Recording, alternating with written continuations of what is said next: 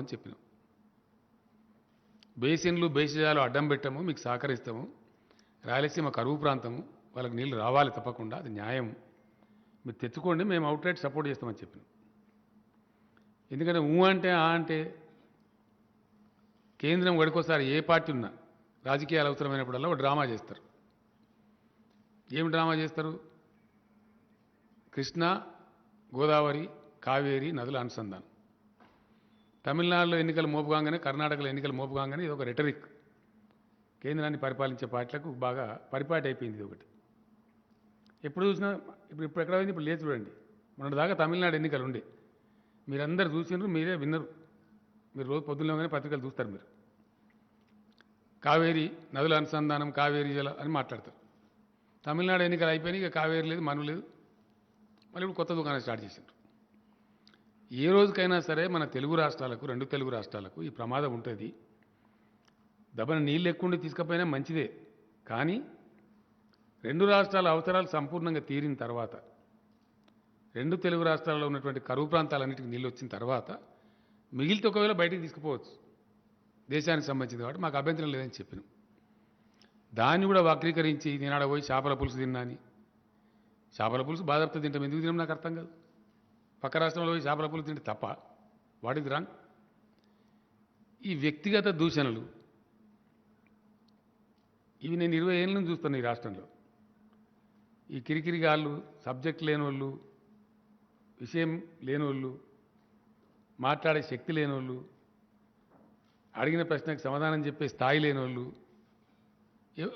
ఇమీడియట్గా మీద పడు బడగాల్చి మీదేయాలి. ఇదేనా పద్ధతి? ఇది నేను అడిగింది ఏంది, నువ్వు చెప్పింది ఏంది? మేము డిమాండ్ చేసింది ఏంటండి? తెలంగాణలో పండే వరి ధాన్యాన్ని కేంద్రం కొంటదా కొనదా? నువ్వు వరి పండించమని బాధ్యతారహితంగా చెప్పిన మాట నిజం కాదా? యాసంగిలో వడ్లు పండించండి, మెడల వంచి కొనిపిస్తామని అన్నమాట వాస్తవమా కాదా? ఇప్పుడు దాని నుంచి పారిపోయినావా? Answer it first. మీ గురువులు సంస్కారం నేర్పినావు కదా, నీకు సంస్కారం అంతరం అయితే సింపుల్గా చెప్పు కదా. నేనేమి ఉర్దూలో ఇంగ్లీషులో నీకు అర్థం కాని భాషలు అడుగుతలేను కదా. నీకు అర్థమయ్యే భాషలోనే స్పష్టంగా కుండ బద్దలు కొట్టినట్టు అడుగుతున్నాను నేను. 67 లక్షల ఎకరాల వరి చూపిస్తావా అంటున్నావు దా. 6 హెలికాప్టర్లు పెడతావు, ఒకటి కాదు 6 హెలికాప్టర్స్ పెడతావు. నువ్వు రా, నీ కేంద్ర ప్రభుత్వం తీసుకురా, నీ మంత్రిని తీసుకురా, నీ అధికారులు రండి. లేని పంటను ఉన్నట్టు చూపెడతామా? అట్ట సాధ్యం అవుతుందా? జరుగుతుందా? 62 లక్షల ఎకరాల్లో ఇప్పుడు వరి వస్తున్నదా బాబు అని చెప్తే అది లేదు అని బుకాయిస్తున్నావు అంటే దాన్ని ఏమైనా అర్థం చేసుకోవాలా? మీరు మోసగాళ్ళు, మీరు కొనరు, నేపాల్ చెప్తారు, తప్పించుకోవడానికి మార్గాలు వెతుకుతారని అర్థం చేసుకోవాల్సింది తప్ప ఓ మాట చెప్పచ్చు కదా, ఎంత పండితే అంత కొంటామని. ఎందుకు చెప్తలేరు? చక్కగా చెప్పచ్చు కదా. ఇప్పుడు వచ్చేది కాక ఇంకా యాసంగిలో కూడా పంట ఏమన్నా మొగనివి కదా నువ్వు. మరి ఎక్కడవా? ఒకటే దెబ్బకు తెల్లారి వరకనే పోయిందా? వచ్చినా ఢిల్లీకి వెళ్ళి నీకు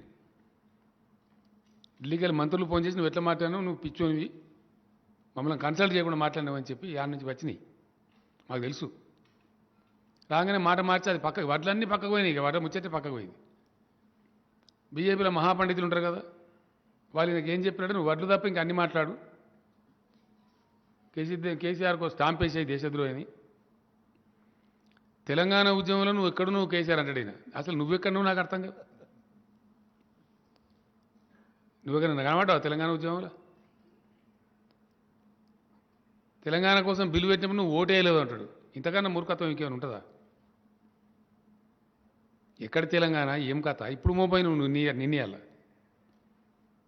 తెలంగాణ ఉద్యమం చేసినా నీ ఊసెక్కడిది, నీ అడ్రస్ ఎక్కడిది? అసలు నువ్వు ఎవరికి తెలిసి రాష్ట్రంలో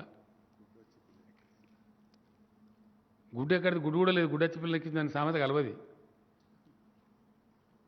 అసలు నీ పత్తనం లేదు కదా, నువ్వు ఎవరో తెలియదు, ఈ దేశానికి తెలియదు, ఈ రాష్ట్రానికి తెలియదు. నిన్నెలా వచ్చి నేను ఏదో శంగడ బింగడ దుంకుతా అంటే నడవదు. నేను అందుకే నిన్న మీకు కూడా చెప్పిన కదా, నేనే మాట్లాడతా డైరెక్ట్గా. ఇప్పుడు మధ్యలో ఇంకా పిలిఫరేజ్ లేకుండా వీళ్ళ కథ తేల్చేదాకా నేనే డైరెక్ట్గా మాట్లాడతా ప్రతిరోజు. వదిలిపెడతాం అనుకుంటారు, వదిలిపెట్టాను, క్వశ్చనే లేదు. ఎవ్రీడే ఉంటుంది కేసీఆర్ ప్రెస్ కాన్ఫరెన్స్, అడుగు అడుగున ఉంటుంది. ఎస్, ఈ రాష్ట్రం మీద పడి తోడేళ్ల మంద మీద పడేట్టు పడి ఆగం దింపుతామంటే గ్యారెంటీ చేస్తామంటే నడవని ఇయ్యం. ఎట్లా నడవనిస్తామండి? మేము కాపలాదారులం. తెలంగాణకు నువ్వు ఏం చేసినావో చెప్పుంటాడు ఈ మగోడు. సామెత ఉన్న తెలంగాణలో. తెలంగాణలో హనుమంతుని గుడి లేని ఊరు లేదు, టీఆర్ఎస్ ప్రభుత్వ సంక్షేమ కార్యక్రమం అందని ఇల్లు లేదు అని. ఏదో సంక్షేమ కార్యక్రమం ప్రతి ఇంటికి చేరుతా ఉంది. అది బియ్యం కావచ్చు, పెన్షన్ కావచ్చు, కేసీఆర్ కిట్ కావచ్చు, కళ్యాణ లక్ష్మి కావచ్చు, రైతు బంధు కావచ్చు, రైతు బీమా కావచ్చు, ఉచిత కరెంటు కావచ్చు, మిషన్ భగీరథ మంచినీళ్ళు కావచ్చు. నీ ఇంటికి కూడా వస్తున్నాయి కదా మిషన్ భగీరథ మంచినీళ్ళు. మిషన్ భగీరథ మంచినీళ్ళు అందని ఇల్లున్నదా తెలంగాణలో? అది సంక్షేమ పథకం కాదా? ఇంకోటి సిగ్గుమాలిన మాటలు ఏంటంటే బాధ కలిగేది, దేశాన్ని నడిపి కేంద్రాన్ని పాలించేటువంటి ప్రభుత్వం యొక్క పార్టీ అధ్యక్షుడు నిస్సిగ్గుగా కనీసం ఏమనుకుంటారు నవ్విపోదురు కాక నాకేం సిగ్గు అన్నట్టుగా గొర్రె పైసలు మేమే ఇచ్చినావా? నువ్వు ఇచ్చినావా? రుజువు చేస్తావా? గొర్రెల పైసల నీది ఏ కానా ఉన్నా నేను ముఖ్యమంత్రి పదవికి 1 నిమిషంలో రాజీనామా చేస్తా. నేషనల్ కోఆపరేటివ్ బ్యాంక్ అని ఒకటి ఉంటుందండి, ఎన్సిడిసి అంటారు దాన్ని. దాని నుంచి మేము అప్పుగా తీసుకున్నాం గొర్రెల పథకానికి, వడ్డీతో సహా తిరిగి కడుతున్నాం. దాన్ని నువ్వు ఇచ్చిందేమో తోక నాకు అర్థం కాదు. ఇన్ని అబద్ధాలు చెప్తారా? ఇంత గోల్మాలు ఉంటుందా? ఇంత అన్యాయం ఉంటుందా? ఇంకోటి ఏంటంటే మరి నీ బీజేపీ పాలితే ఒక్క రాష్ట్రంలోనే ఎందుకు తెలియదు? ఇంతకని ఇక గొప్ప పథకం ఉండాలి కదా. మీ పార్టీ పాలసీ అంత గొప్పదైతే బీజేపీ పాలిత రాష్ట్రాలలో ఒక్క రాష్ట్రంలో మీరు 2000 పెన్షన్ ఇస్తున్నారా? ఎందుకు ఇవ్వరు? ఒక్క రాష్ట్రంలోనే షాదీ ముబారక్ కానీ కళ్యాణ లక్ష్మి కానీ పథకం ఉందా మీరు పరిపాలించే రాష్ట్రాలలో? ఎందుకు లేదు? అంటే మేము పనులు చేయము, పెట్రోల్ ధర పెంచిన ఎందుకు పెంచినట్టు తక్కువ కావాలంటే ఆఫ్ఘనిస్తాన్ పోండి, పాకిస్తాన్ పోండి, ఇదా భాష. పెట్రోల్ ధరలు ఎందుకు పెంచుతారా అని చెప్పి ప్రజలు ఇంకోలో అడిగితే తగ్గాలంటే వాళ్ళు మీరు అటు పోండి. ఇంకేం చెప్తారు? ఉచితాలు ఇచ్చి మీరు సోమరిపోతులను చేస్తున్నారు ప్రజలు. మేము సోమరిపోతులను చేస్తున్నామా? ఎక్కడ సోమరిపోతులు? ఎవరిని సోమరిపోతులను చేసినాం మేము? అంటే పొంతన లేని ఒకటే లెక్క, ఇక రొడకొట్టుడు, బిత్తిరిగత్తర మాట్లాడు. మేము ఇవ్వలేమండి. 2 సార్లు బాజాప్తా ఎలక్షన్లో గెలిచి వచ్చినాం. ప్రజలు పెట్టింది మమ్మల్ని. We are ruling the state with the mandate of the people. ప్రజలు ఇచ్చిన అధికారంతో ఇక్కడ మేము పరిపాలన చేస్తున్నాం తప్ప మీలాగా మేము దొంగ లెక్కలు చేయలే కదా. మీరు దొంగ లెక్కలు చేసిన, మీరు అరాకిరి రాజకీయాలు చేసిన దేశంలో ప్రత్యక్షంగా నిలబడున్నాయి. ఇప్పుడు కర్ణాటకలో మీకు ప్రజలు మ్యాండేట్ ఇయ్యలే, ఇచ్చిండ్రా?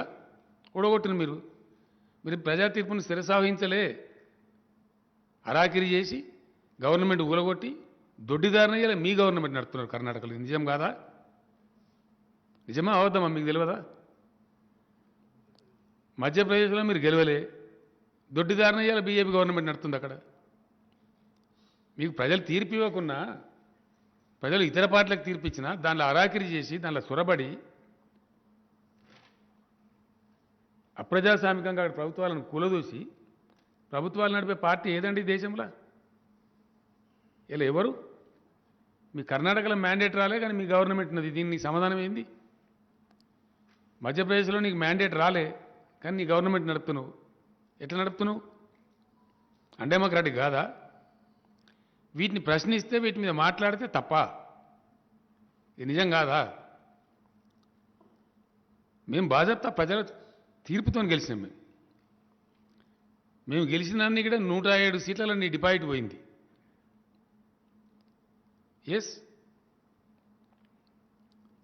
107 స్థానాలలో నీ పార్టీ డిపాజిట్ పోయింది ఈ రాష్ట్రంలో. నిన్నగాక మనం నాగార్జున సార్లు కూడా డిపాజిట్ పోయింది కదా. మరి దాని మీద ఏంది నీ కథ? అంటే చాలా భయంకరంగా మీకు లొంగి ఉండి మీకు ఇబ్బందులు కలిగించకపోతే మీరు చెప్పింది వింటే వాళ్ళు మంచోళ్ళు, వాళ్ళు దేశభక్తులు. మీకు వ్యతిరేకం మాట్లాడితే, మీరు చేసే తప్పులను ఎత్తి చూపితే, మీరు చేపట్టిన ప్రజా వ్యతిరేక విధానాలను విమర్శిస్తే వాళ్ళు దేశద్రోహులు. తెల్లారి వరకు కేసీఆర్ దేశద్రోహి అయిపోయాయి. ఇంకో స్టైల్ ఉంటుంది బీజేపీది. తెల్లాడాలకు దేశద్రోహిని చంపేయాలి, వారం 10 రోజుల వరకు ఇన్కమ్ ట్యాక్స్ రైళ్లు మొదలు పెట్టాలి. ఈడీతో రైళ్లు చేయించడం, ఇన్కమ్ ట్యాక్స్ రైళ్లు చేయించడం, ఇదే కదా మీ స్టైల్ దేశంలో.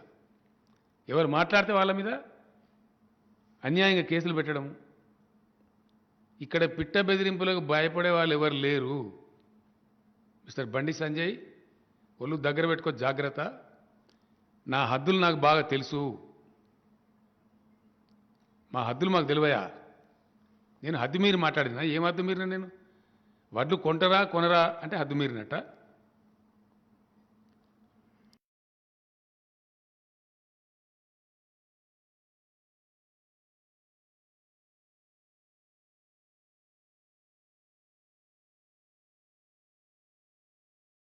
తగ్గి ఉన్నప్పటికీ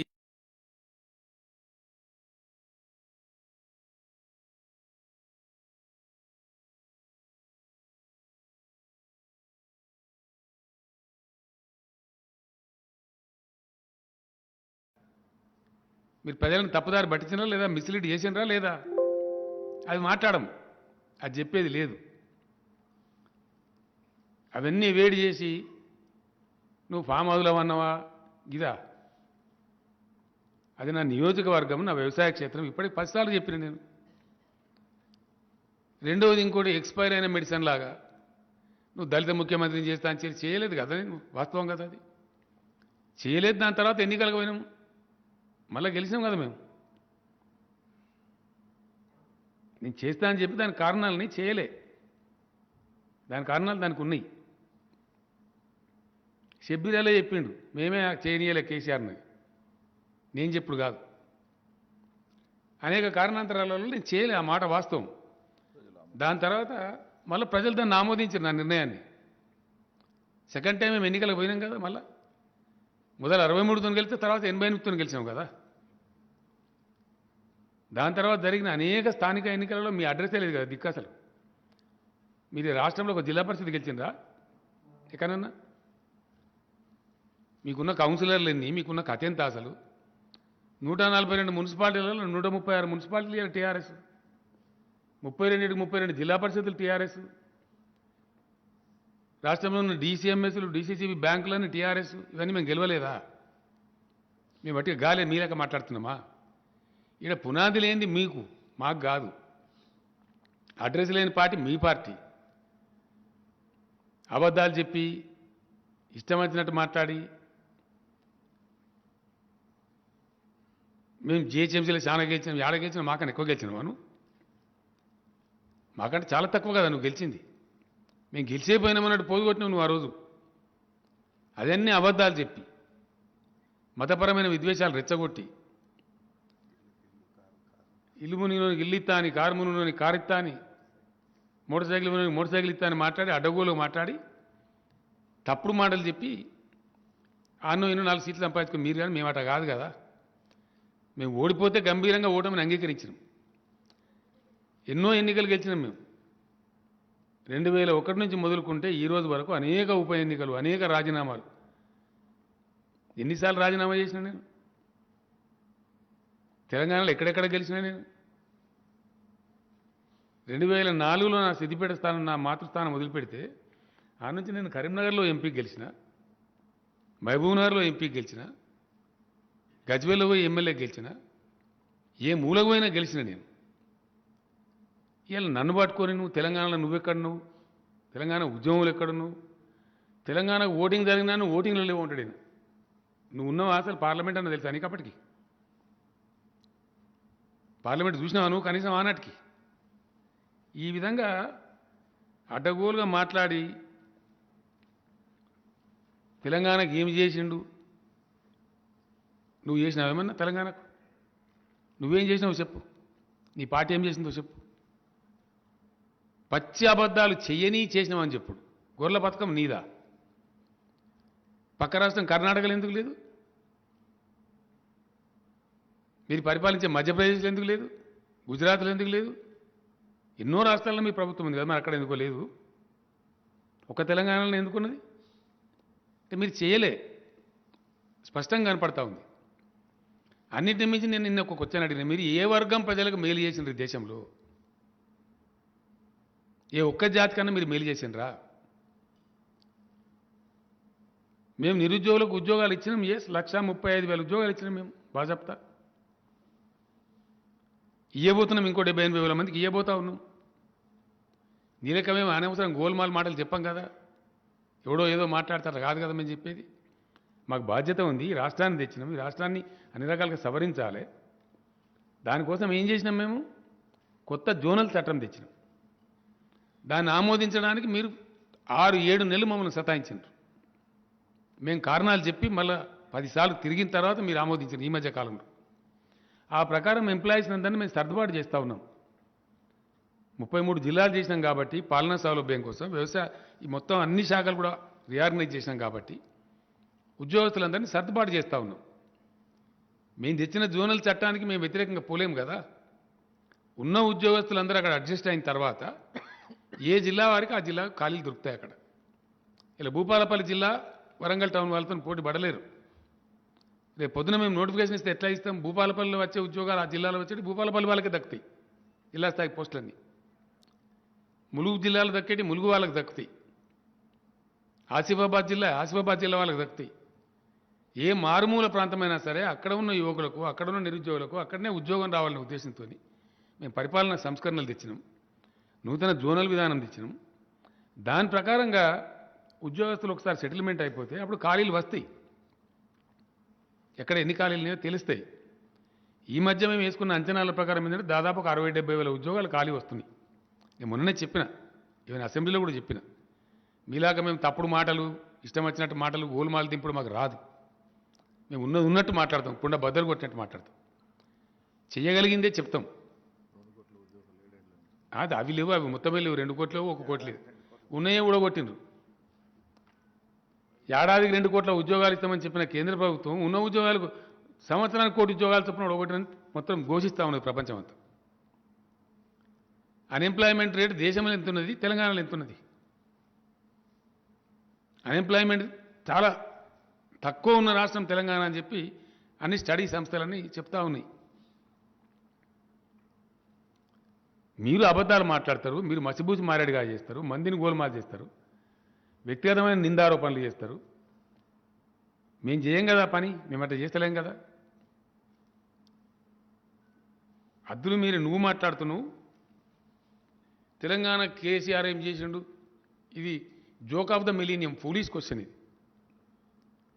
తెలంగాణకు నేనేం చేసినానని నీ కేంద్ర మంత్రులు చెప్పారు కదా పార్లమెంట్ సాక్షిగా. టీఆర్ఎస్ గవర్నమెంట్ ఏం చేసింది, ఏం సాధించింది మేం చెప్పుకోలే కదా, డబ్బా కొట్టుకోలే కదా. మీ గజేంద్ర సింగ్ షెకావతే చెప్పిండు పార్లమెంట్ సాక్షిగా. అన్ని ఇండ్లకు నల్లా పథకం పెట్టి ప్రతి ఇంటికి నల్లా ఇచ్చినటువంటి ఒకే ఒక రాష్ట్రం ఇండియాలో తెలంగాణ అని మీ మంత్రి చెప్పలేదా? మేం చెప్పినామా?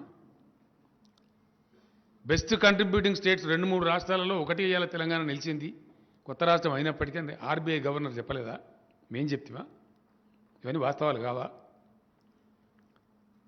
తెలంగాణ సాధించిన పురోగతి మీ బీజేపీ పరిపాలనలో ఉన్న ఒక్క రాష్ట్రం అని సాధించిందా? స్ట్రైట్ క్వశ్చన్, దమ్ముంటే చెప్పు ఏ రాష్ట్రం సాధించింది?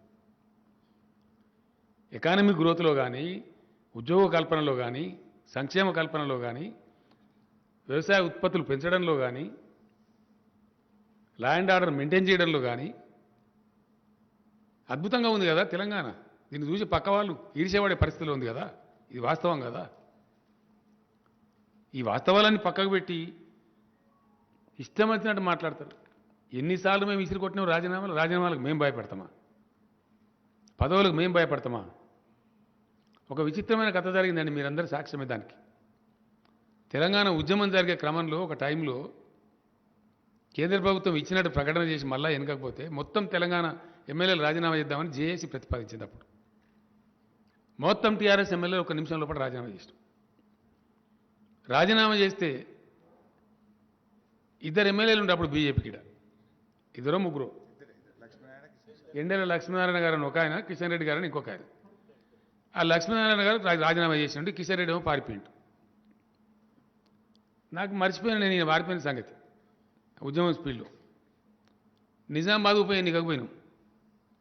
అప్పుడు డి శ్రీనివాస్ అక్కడ పోటీ చేస్తూ ఉంటే ఈ ఎండెల లక్ష్మీనారాయణ బీజేపీ నుంచి గెలిపించడానికి, ఎందుకంటే ఉద్యమం పేరుతో రాజీనామా చేసిండు కాబట్టి నేను గెలిపించాలని నేనే పోయినా ప్రచారానికి. పోయి నేను మాట్లాడుతున్నా చాలా ఆవేశంలో, తెలంగాణ ఉద్యమం స్టైల్లో అప్పుడు మాట్లాడుతున్నాను. మాట్లాడుకుంటే నేను ఒక మాట అన్నా, జేఏసీ పిలిపించి మొత్తం రాజీనామా చేయాలని కోరితే కొందరు దద్దమ్మలు పారిపోయినరు అనుకోకుండా కిషన్ రెడ్డి నా పక్కకున్నాడు జీబులో.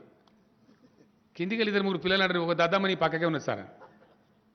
మేము ఆ దద్దమ్మలం పదవులను ఇట్లా కాగితాలు చిత్తు కాగితాలలాగా ఇచ్చినాం, ఇసురు కొట్టినాం. రాజీనామాలు ఎన్నిసార్లు చేసినాం, పుంఖాలు.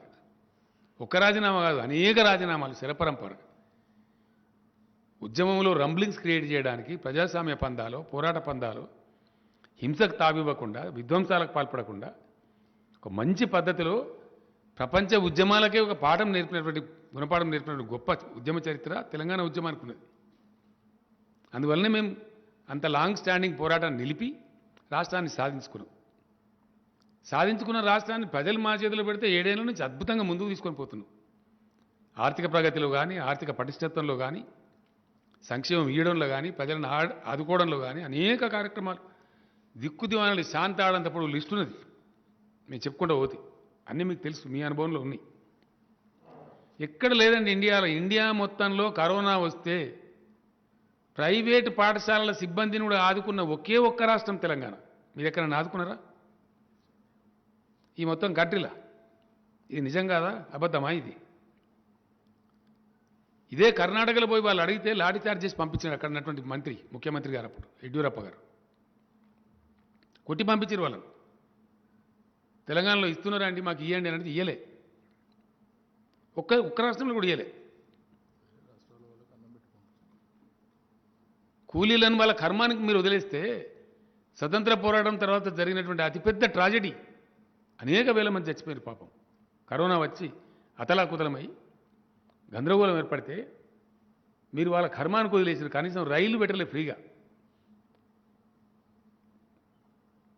మేము దగ్గర 160 స్పెషల్ ట్రైన్స్ ఏర్పాటు చేసి వాళ్ళ కిరాయిలు మేము భరించి, మీరు మా వికాస ప్రతినిధులు, మా అభివృద్ధి భాగస్వాములను వాళ్ళని కడుపులో పెట్టుకొని వాళ్ళకి అన్నం పెట్టి, వాళ్ళకి మంచినీళ్ళ బాటలు ఇచ్చి 500 రూట్లు జేబులో పెట్టి రైలు ఎక్కించి పంపించిన మా డీజీపీ, మా చీఫ్ సెక్రటరీ పోయి రైల్వే స్టేషన్లలో మీరు మళ్ళీ రావాలి తెలంగాణకు, మళ్ళీ పనిచేయాలి కరోనా అయిపోయాక అని వాళ్ళని గౌరవించి పంపించింది మేము.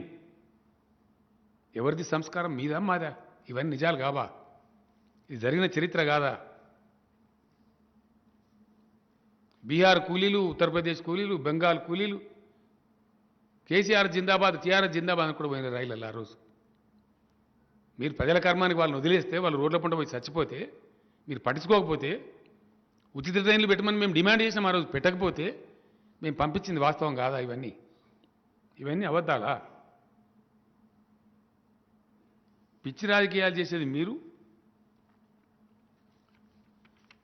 నేను స్ట్రేట్గా అడుగుతా, ఇవన్నీ బంద్ చేసి దేశ ప్రజల మీద భారం వెయ్యొద్దు అని బీజేపీకి ప్రేమ ఉంటే, మీరు అబద్ధాలు చెప్పి పెంచినటువంటి సెస్ డీజిల్ మీద, పెట్రోల్ మీద మీరు పూర్తిగా విత్డ్రా చేసుకోమని మేము కోరుతున్నాం. చేసుకుంటారా, చేసుకోరా? విత్డ్రా చేసుకుంటే సేమ్ పాత రేట్లకే 77 రూపాయలకే పెట్రోల్ వస్తుంది, 68 రూపాయలకే డీజిల్ వస్తుంది. మీరు ఇవ్వడానికి సిద్ధంగా ఉన్నారా లేరా? మీ పాలసీ ఏంది?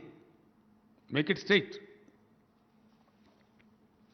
అదేవిధంగా మీరు 16 సార్లు పెంచారు, మేము పెంచలే. నిన్న చెప్పిన మళ్ళీ ఇవాళ చెప్తున్నా. విడివిడి వసూలు ఉండే 31 రూపీస్ ప్లస్ 2.5 రూపీస్ అట్లా విడివిడి వసూలు ఉంటే దాన్ని రేషనలైజ్ చేసి ఒకటి చేసినాం తప్ప, 2 రకాలుగా వసూలు చేయడం చేసినాం తప్ప 2015లో మేము పెంచలే. నాడు పెంచలే, నేడు పెంచలే, మేము ఏనాడు పెంచలే. అది కూడా మీరు పచ్చవద్దని చెప్తారు మేము పెంచినామని. It was rationalisation, administrative adjustment అది. కానీ మేము పెంచినామని అబద్ధం చెప్తారు. మీరే తగ్గించచ్చుగా. మీకు ప్రజల మీద అంత ప్రేమ, రాష్ట్రాల మీద పడి ఏడవడం ఎందుకు నాకు అర్థం కాదు. మీరు అనవసరంగా విధించినటువంటి అకారణంగా విధించినటువంటి సెస్సును నేను ఇంకో ప్రశ్న అడిగిన, పెంచితే ట్యాక్స్ రూపంలో పెంచి రాష్ట్రాలకు బాటాలు ఇవ్వాలి, కానీ రాష్ట్రాల బాటా ఎగ్గొట్టింది మీరు కాదా? వాస్తవం కాదా అది? మరి దాని మీద మాట్లాడవేంది, సమాధానం చెప్పవేంది? కరోనా సమయంలో రాష్ట్రాలు ఇబ్బందులలో ఉంటే, ఆర్థికంగా ఇబ్బంది పడితే మేము డిమాండ్ చేసినాం, ఇయ్యలే. హెలికాప్టర్ మనీ ఇచ్చి ఆదుకోవాలని కోరినాం, ముందుకు రాలే.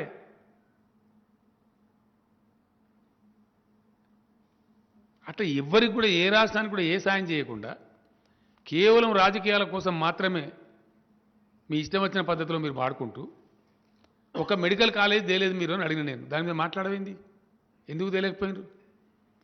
కేంద్రం నోసుకోలేదా? మేము ఇక్కడ నవోదయ పాఠశాలలు ఈమని 50 దరఖాస్తులు ఇచ్చినా అని చెప్పిన నేను. తెల్లారి నుంచి ఇస్తూనే ఉన్నాం. కొత్త జిల్లాలు ఏర్పాటు చేసిన నెక్స్ట్ డే నుంచి ఇస్తూనే ఉన్నాం, వరుసవాటి రిమైండర్లు పంపుతూనే ఉన్నాం. మేము జాగాలు చూపించలేదు, అబద్ధం మాట్లాడుతాం. ఇది నిజమా? మేము చూపించలేదా జాగాలు? జాగాలు చూపించలేని స్థితిలో తెలంగాణ ఉందా? ఇప్పటికైనా నేను డిమాండ్ చేస్తూ ఉన్నా, మా ప్రాణం పోయే వరకు, కొస ఊపిరి వరకు తెలంగాణ కోసం, తెలంగాణ ప్రయోజనాల కోసం, తెలంగాణ రైతు ప్రయోజనాల కోసం కొట్లాడతాము. మీరు కాదు, మీ తాత జేజేఎం ఎవరినా వదిలిపెట్టము. మేము ఈ దేశానికి కంట్రిబ్యూటర్స్ము. ఈ దేశానికి అతిపెద్ద స్థాయిలో పన్నులు చెల్లించే రాష్ట్రాల్లో తెలంగాణ ఒకటి. ఈ దేశ ఖజానాలో మా వాటా ఉంది. దేశ ఖజానా నీ అయ్యే సొత్తు కాదు.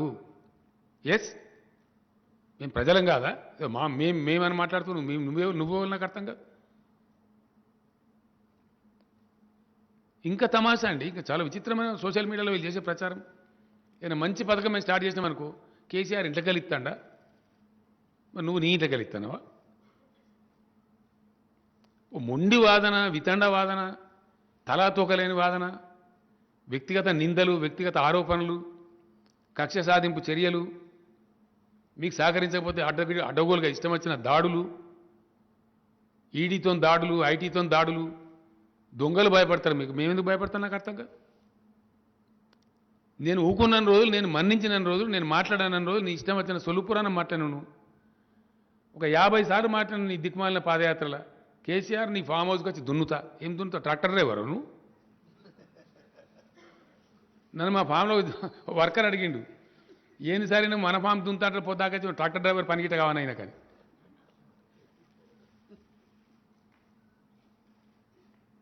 ఇప్పుడు నా ఫామ్ హౌస్ అని దాచిపెడతానికి ఏమైనా అగ్గిపెట్టాను అనండి, నాకు అర్థం కాదు. బాజాప్తా 100 ఎకరాలలో నేను నా కొడుకు పెట్టిన భూములలో బాజాప్తా వ్యవసాయం చేసుకుంటున్నాం. అలా బేజాప్తా అదేమన్నా దాచిపెట్టేదా? మాకేం మనీ ల్యాండరింగ్లు, బోండరింగ్లు లేవు కదా. మాకేం కంపెనీలు లేవు, దందాలు లేవు, మాకేం బిజినెస్లు లేవు, దొంగ వ్యాపారాలు లేవు, మాకేమి లేవు. మీరు మమ్మల్ని ఏమీ చేయలేరు, అది కూడా చెప్తున్నా, జ్ఞాపకం పెట్టుకో. ఏమంటే ఏం కూడా చేయలేరు. అక్కడనో ఇక్కడనో వాళ్ళని వీళ్ళని బెదిరించినట్టు బెదిరిస్తాం అనుకుంటున్నాం. మేమేం భయపడం,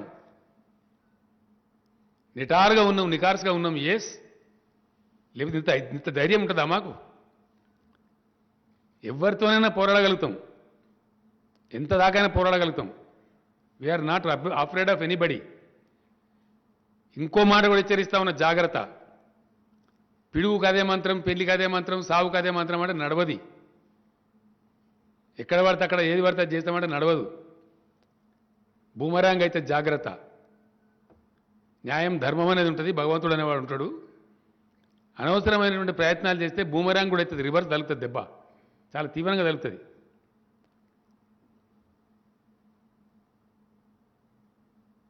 నేను పోయి సూట్ కేజీలు ఇచ్చినాను. సూట్ కేజీలు ఇచ్చేది మీరు. ఇలా దేశంలో అతి ఎక్కువ డబ్బులు ఖర్చు పెట్టే పార్టీ ఏదండి ఎలక్షన్లలో? అతి ఎక్కువ డబ్బులు ఖర్చు పెట్టే పార్టీ ఏది ఈ దేశంలో? పిచ్చోని అడిగినా చెప్తారు. ఇప్పుడు అరాకిరి చేసేది మీరు, అప్రజాస్వామిక వ్యవహారం చేసేది మీరు.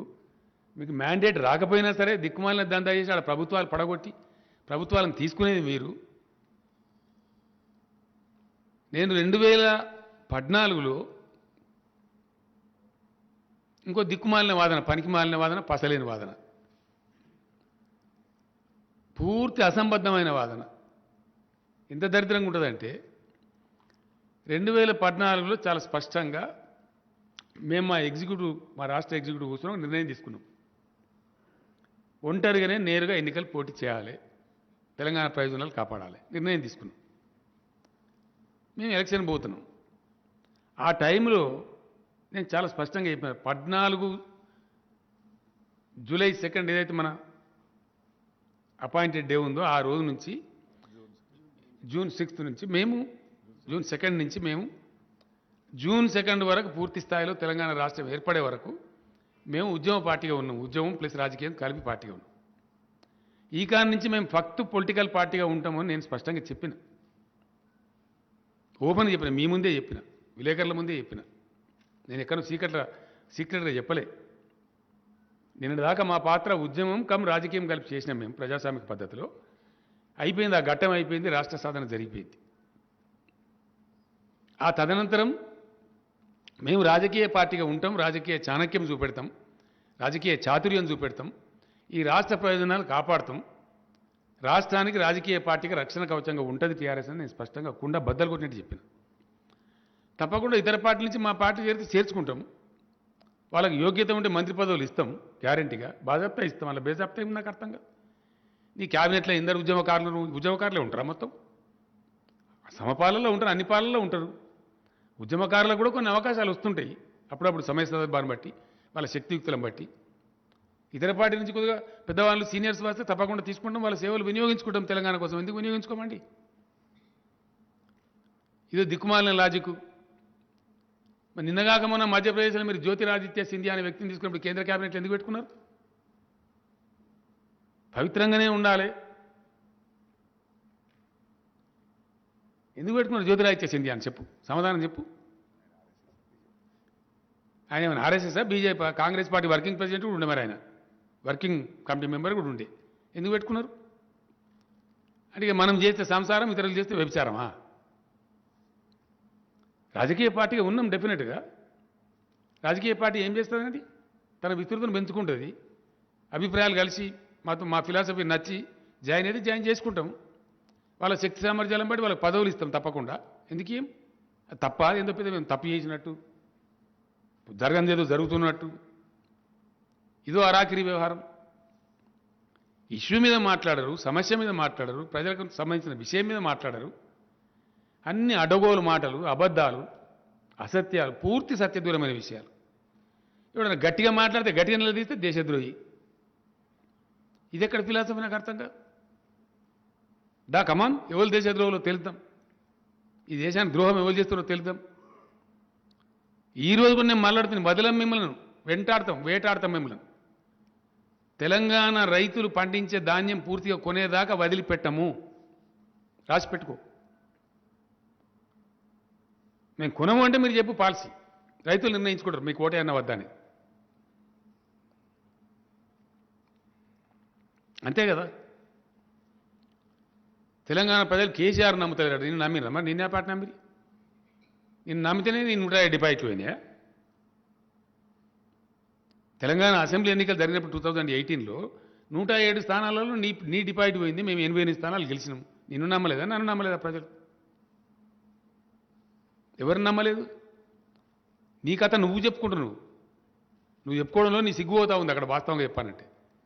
నువ్వు నాతో మళ్ళీ చెప్పిస్తున్నావు. కాబట్టి ఈ అడ్డగోలు మాటలతో వ్యవహారం చేస్తామంటే కేసీఆర్ భయపడడు. తెలంగాణ కోసం జరిగిన ఉద్యమంలో ఎంతోమంది ఎన్నో మాట్లాడారు, ఎన్నో మాట్లాడారు, వాళ్ళు ఇష్టం వచ్చినట్టు మాట్లాడారు. నీ ముక్కు బాగాలేదు అనుకోడు, నీ ముడి బాగాలేదు అనుకోడు, గిదా మాట్లాడేది పద్ధతి. నువ్వు మందు తాగుతావు, నీకు తెలుసా? నువ్వు వచ్చి పోసినావా నాకు మందు? ఇప్పుడు నచ్చిన మందు కలిపినవా? నువ్వు మాట్లాడచ్చు అట్లా? నీ సంస్కారం, నీ గురువులు నీకు ఈ సంస్కారం నేర్పినరా? ఇదేనా నీ సంస్కారం? ఇదే మాట్లాడేది? నాకు అర్థం కాదు. అందుకే కదా నీ మెడలు ఇరుకొడతాను. నేను ఎందుకన్నా? నేను నీ ఫామ్ హౌస్కి వచ్చి దున్నుతా ఏంది? నేనేమైనా దొంగ పని చేసినా? దాన్ని ఆ ఫామ్ హౌస్గా అడుగుపెట్టి 6 ముక్కలైతే నాకు ఒక అనుకుంటున్నామేమో. ఈ దేశంలో ఉండేటువంటి భూసంస్కరణల ప్రకారం, చట్టాల ప్రకారం బాజాప్తా నాకు ఫామ్ ఉంది, నాకు వ్యవసాయదారుడు, నేను పుట్టిందే వ్యవసాయంలో. It's right royal farm house నాకు బాజాప్తా. నీలాకేం నేను గెస్ట్ హౌస్ కాదు ఆడ నాకున్నది. అది వ్యవసాయ క్షేత్రం, అది ఫార్మర్ హౌస్, ఫామ్ హౌస్ కాదు అని లంగా మాటలు మాట్లాడతారు. ఫామ్ హౌస్ 1000 ఎకరాలు పోయింది నాది. ఈ రాష్ట్రం కోసం కట్టిన ప్రాజెక్టులలో మా మా మా అత్తగారులది పోయింది, మాది పోయింది. మా ఊళ్ళే మునిగిపోయింది. అప్పర్ మానేర్ ప్యాకెట్లు కావచ్చు, నిన్న మిడ్ మానేర్ ప్యాకెట్లు కావచ్చు. ఊళ్ళే మునిగిపోయినాయి. మాకు వారసత్వంలో వచ్చిన భూములు మునిగిపోతే మాకు అవకాశం ఉన్న కాడ కొనుక్కొని బాజాప్తా వ్యవసాయం చేసుకుంటున్నాము. మీరందరూ కూడా వచ్చిన, నేను మిమ్మల్ని అందరినీ భోజనం పెట్టిన అక్కడ. నా ఫామ్ హౌస్ మీరు చూసిన విలేకరులందరూ నేను దాచిపెట్టుకున్నాను. అది మీరందరూ వచ్చి నా ఫామ్లో కూరగాయలు తెచ్చుకున్నారు ఆ రోజు. నేను ఆహ్వానించి మిమ్మల్ని లంచ్కి రామని చెప్పి. నిజం కాదా? ఇది వాస్తవం కాదా? మీరు కూడా దయచేసి నేను ఏమంటాను, మరి ఎవరు ఏది చెప్తే అది రాసుడు కాదు.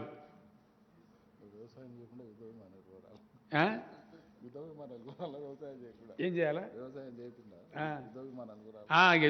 రఫేల్ విమానాలు కూడా కమిషన్లు తీసుకోవాలి. వ్యవసాయం చేయకపోతే ఏం చేయాలి? మేము వ్యవసాయం చేసుకొని బతుకుతున్నాం. తప్పావా? అదేందో మేము తప్పు చేసినట్టు. ఆడ ఇల్లున్నది నాకు బాగా చెప్తా. నాది ఇంకోటి ఏంటంటే చాలా బాగా చెప్తా ఉన్నా, మేము బేజప్తా లేము. నేను ముఖ్యమంత్రిగా వండుకుంటూ ఒక జాగా అమ్ముకున్న సిద్దిపేటలో. ఇప్పుడు హరీష్ ఉండే ఇల్లు నేను కట్టుకుని ఎప్పుడో 25 ఏళ్ల కింద. ఆ ఇల్లును ఒక ఆయనకి ఇచ్చిన, ఆయన నాకు జాగా ఇచ్చిండు. రాజీవ్ రహదారి బైపాస్ రోడ్డుకు వచ్చింది. అప్పుడు దానికి వాల్యూ లేకుండే. ఈ మధ్యకాలంలో అమ్ముకుంటే నాకు 16-17 కోట్ల రూపాయలు వచ్చినాయి. వస్తే ఏం చేసింది తెలుసా? నేను ఇప్పుడు నేను ఏదైతే ఫామ్ ఉందో నాకు, అక్కడ ఫామ్లో నా ఇల్లు ఉందో, పాత ఇల్లు ఉలగొట్టి అక్కడ 2.5 కోట్లు పెట్టి ఇల్లు కట్టుకున్నా. మిగిలిన డబ్బుకు బాజాప్తా 3,70,00,000 రూపాయలు ఇన్కమ్ ట్యాక్స్ పే చేసిన నేను. ఎస్, మేము దొంగ లెక్కల మీద బతకడం కాదు, బాజాప్తా బతుకుతాం. మేము బేజాప్తా బతకం. మాకు అక్కర లేదు దొంగ సొమ్ము. అందుకే మేము ఎవరికి భయపడం. నువ్వేం తాడాకు సప్పులు, నువ్వు నీ అద్దు నా అద్దులు నువ్వు నిర్ణయించడానికి నాకు అర్థం కాదు. నేను మళ్ళా చెప్తున్న, టీఆర్ఎస్ పార్టీకి, కేసీఆర్కు మాకెవ్వడు బాసు లేడు. మాకున్నది ఒకే ఒక్క బాసు, మా తెలంగాణ ప్రజలు. వాళ్ళ ఆశలకు, వాళ్ళ ఆకాంక్షలకు, వాళ్ళ ఆశయాలకు అనుగుణంగా మేము పనిచేస్తాం. మేము ఆర్డర్స్ తీసుకుంటామంటే తెలంగాణ సమాజం నుంచి తీసుకుంటాం. వాళ్ళ కోసం పనిచేస్తాం, నిజాయితీగా పనిచేస్తాం, నిటారుగా పనిచేస్తాం. వాళ్ళు ఏ పాత్ర ఇస్తే ఆ పాత్ర పోషణ చేస్తాం. తప్పకుండా గెలిపిస్తే సర్వీస్ చేస్తాం, అపోజిషన్ ఉండమంటే అపోజిషన్ ఉంటాం. ఏ పాత్ర ఇచ్చినా పనిచేస్తాం. రాజకీయాలు ఉన్నాం కాబట్టి ఎవరికి అధికారం శాశ్వతం ఉండదు. ఒకసారి రావచ్చు, ఒకసారి పోవచ్చు. It's a common thing in democracy. ఇక మేము గెలిస్తేనే లెక్క, మేము దానికోసం ఏ అరాకిరైనా చేస్తాం. మేము అట్లా చెయ్యం, నిజాయితీగా ఉంటాం. ఎన్నో ఉప ఎన్నికలు భయంకరంగా గెలిచినాం మేము, చాలా పెద్ద పెద్ద మేయాడితో గెలిచినాం. ప్రతిసారి మీరే సాక్షి, మీ ముందే చెప్పిన నేను. గెలిచినామని మనకు గర్వం పనికిరాదు, మనకు అహంభావం పనికిరాదు. గెలుస్తూ ఉంటాం, ఓడుతూ ఉంటాం, దాన్ని లెక్క పెట్టవద్దు. ఒక విజయానికి పొంగిపోయి బీరాలు పలకడమో, లేదా ఒక అపజయం ఎదురైతే దానికి కుంగిపోవడమో చేయకూడదు. రాజకీయాల్లో పొలిటికల్ ప్రాసెస్ నడుస్తూ ఉంటుంది. We lose, sometimes we gain. అంత మాత్రం చేత అహంకారాలు పనికిరావని చెప్పిన మా పార్టీ క్యాడర్ మీద ఎప్పుడు మేము అట్లా అహంకారానికి పోలే. 52 సీట్లు గెలవంగానే అబద్ధాలు చెప్పి, పచ్చి అబద్ధాలు చెప్పి మేము చెప్పాం అట్లా. మీరు పెంచినటువంటి, నేను అసెంబ్లీలో చెప్పిన కాదండి, ఏడాది కింద చెప్పిన. మేము ఎందుకంటే నేను ఇంతకుముందు చెప్పింది అబద్ధం కాదండి. మేము టచ్ చేయని కాలనీ లేదు, సెగ్మెంట్ లేదు. ఇండియా మొత్తంలో జర్నలిస్టుల సంక్షేమానికి 100 కోట్లు ఇచ్చిన పార్టీ అది ఉన్నదండి. దయచేసి మీరు జర్నలిస్టులు, మీరు సాక్షి. మీరు ఆల్ ఇండియా జర్నలిజంలో దానికి కమిటీలలో ఉంటారు. మీరు జర్నలిస్టుల సంక్షేమానికి ఒక నిధి ఏర్పాటు చేసినటువంటి ఒకటే ఒక గవర్నమెంట్ టీఆర్ఎస్ గవర్నమెంట్ కాదా ఇండియాలో? ఇచ్చిన ఎవరైనా? న్యాయవాదుల సంక్షేమానికి 100 కోట్లు ఇచ్చిన ప్రభుత్వం ఉన్నదండి ఇండియాలో? మాకు ఆదరణ ఉంది, ఎందుకు లేదు? మాకు మమ్మల్ని ప్రతి వాళ్ళు ఆదరిస్తారు. డెఫినెట్లీ మేము సర్వీస్ చేసినాం. నిన్నగాక మొన్న పాత సీజే గారు ఉన్నప్పుడు నన్ను అడిగిండు ఆయన, కోర్టులు బంద్ అయిపోయినాయి, మా లాయర్లు ఇబ్బంది పడుతున్నాడు, ఒక 25 కోట్లు ఇచ్చినాం కరోనాలో. జూనియర్ అడ్వకేట్స్ బాధపడుతుంటే 25 crores ఇచ్చినాం, ఆదుకున్నాం వాళ్ళని కూడా. ఎవరికి ఆపద వచ్చినా, ఎవరికి ఇబ్బంది కలిగినా ఉన్నంతలో సర్దుబాటు చేసి కడుపులో పెట్టుకొని అందరిని మేము క్యారీ చేసుకొని పోతున్నాం. ప్రతి వాళ్ళని మేము క్యారీ చేస్తున్నాం. అందుకోసం మమ్మల్ని ప్రజలు ప్రేమిస్తారు. యానో ఒక ఎన్నిక మేము ఓడిపోయి లేదా గెలవంగానే మీలాగా మేము సంగడ బింగడ దుంకలే, మేము అతికి పోము. మాకు ఆ పద్ధతి లేదు. చాలా గంభీరంగా ఉంటాం, మంచిగా ఉంటాం, పద్ధతిగా వ్యవహారం చేస్తాం. ఆగమైపోయిన రైతాంగాన్ని ఆదుకొని 3 కోట్ల టన్నుల వడ్లు పండించేది మేం కాదు. కానీ కొనశాత కాక ఇవన్నీ ఎందుకండి? నువ్వు కొనాన్ని నిరాకరిస్తున్నది ఏంది నాకు అర్థం కాదు. నీ శాతకాని గవర్నమెంట్ నువ్వు తెలంగాణలో 3 కోట్ల టన్నుల ధాన్యం పడితే దాన్ని నేను కొన అంటున్నావు నీ శాతకాంతనానికి. గది చక్కగా మాట్లాడక దానికని వంకర చేసి టింకర చేసి ఎందుకు అబద్ధాలు మాట్లాడతారు? తెలంగాణలో పండే వడ్లు కొంటవా కొనవా? సింపుల్ ముచ్చట. వడ్లు కొనమని వడ్లు కొనాలి కేంద్రం అని చెప్పి వచ్చే శుక్రవారం నాడు అన్ని నియోజకవర్గ కేంద్రాలలో ధర్నా పెడుతున్నాం. ఇడిచిపెట్టం మిమ్మల్ని ఢిల్లీ దాకా. అన్ని నియోజకవర్గ కేంద్రాల్లో కేంద్ర ప్రభుత్వాన్ని డిమాండ్ చేస్తూ తెలంగాణ రైతులు పండించిన పంట కొనాలని చెప్పి వేలాది మంది లక్షలాది మంది రైతులతోని ధర్నాలు చేయబోతున్నాము. మాటలు మాట్లాడేదో చెప్పి తుతుంబాలు చెప్పి ఊకోం. ఈసారి తేలాలిగా.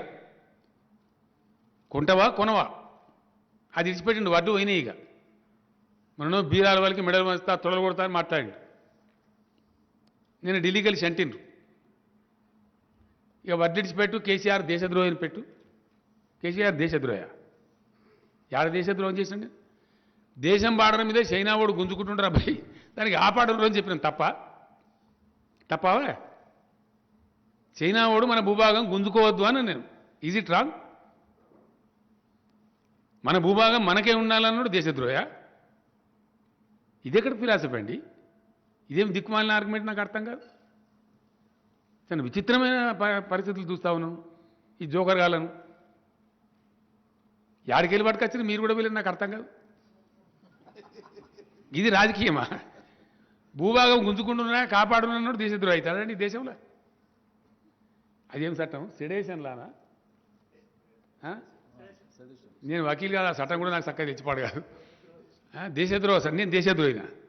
ఇతర దేశముడు మన దేశంను ఆక్రమించి గుంజుకునే పరిణామాలు కనబడుతున్నాయి, ఫోటోలు వస్తున్నాయి పేపర్లల్లో. అట్లా కాకుండా చూడను రాయన్నాడు దేశద్రోహి అవుతాడా? లేదా ఇచ్చిపెట్టినాడు దేశద్రోహి? ఎవడు దేశద్రోహి? చాలా విచిత్రమైన ఆర్గ్యుమెంట్ ఇది. రాహుల్ నువ్వు మంచిగా రాయాలి భారత దయచేసి ఇంగ్లీష్లో. దేశానికి గెలవాలి ఎవడు దేశద్రోహో. భూభాగం కాపాడమన్నాడు దేశద్రోహ, మందికి ఇచ్చిపెట్టినాడు దేశద్రోహ? ప్లీజ్ ఇది తేలాలి దయచేసి సంగతి. ఇంగ్లీష్లో పోతే దేశం అంతా తెలుస్తుంది కాబట్టి నేను రిక్వెస్ట్ చేస్తున్నాను అట్లా. ఊ ఈజ్ దేశద్రోహి? ఇదెక్కడ ఫిలాసఫీ? ఇదెక్కడ చర్చ? ఈ వ్యక్తిగతమైన దూషణలు ఇదా?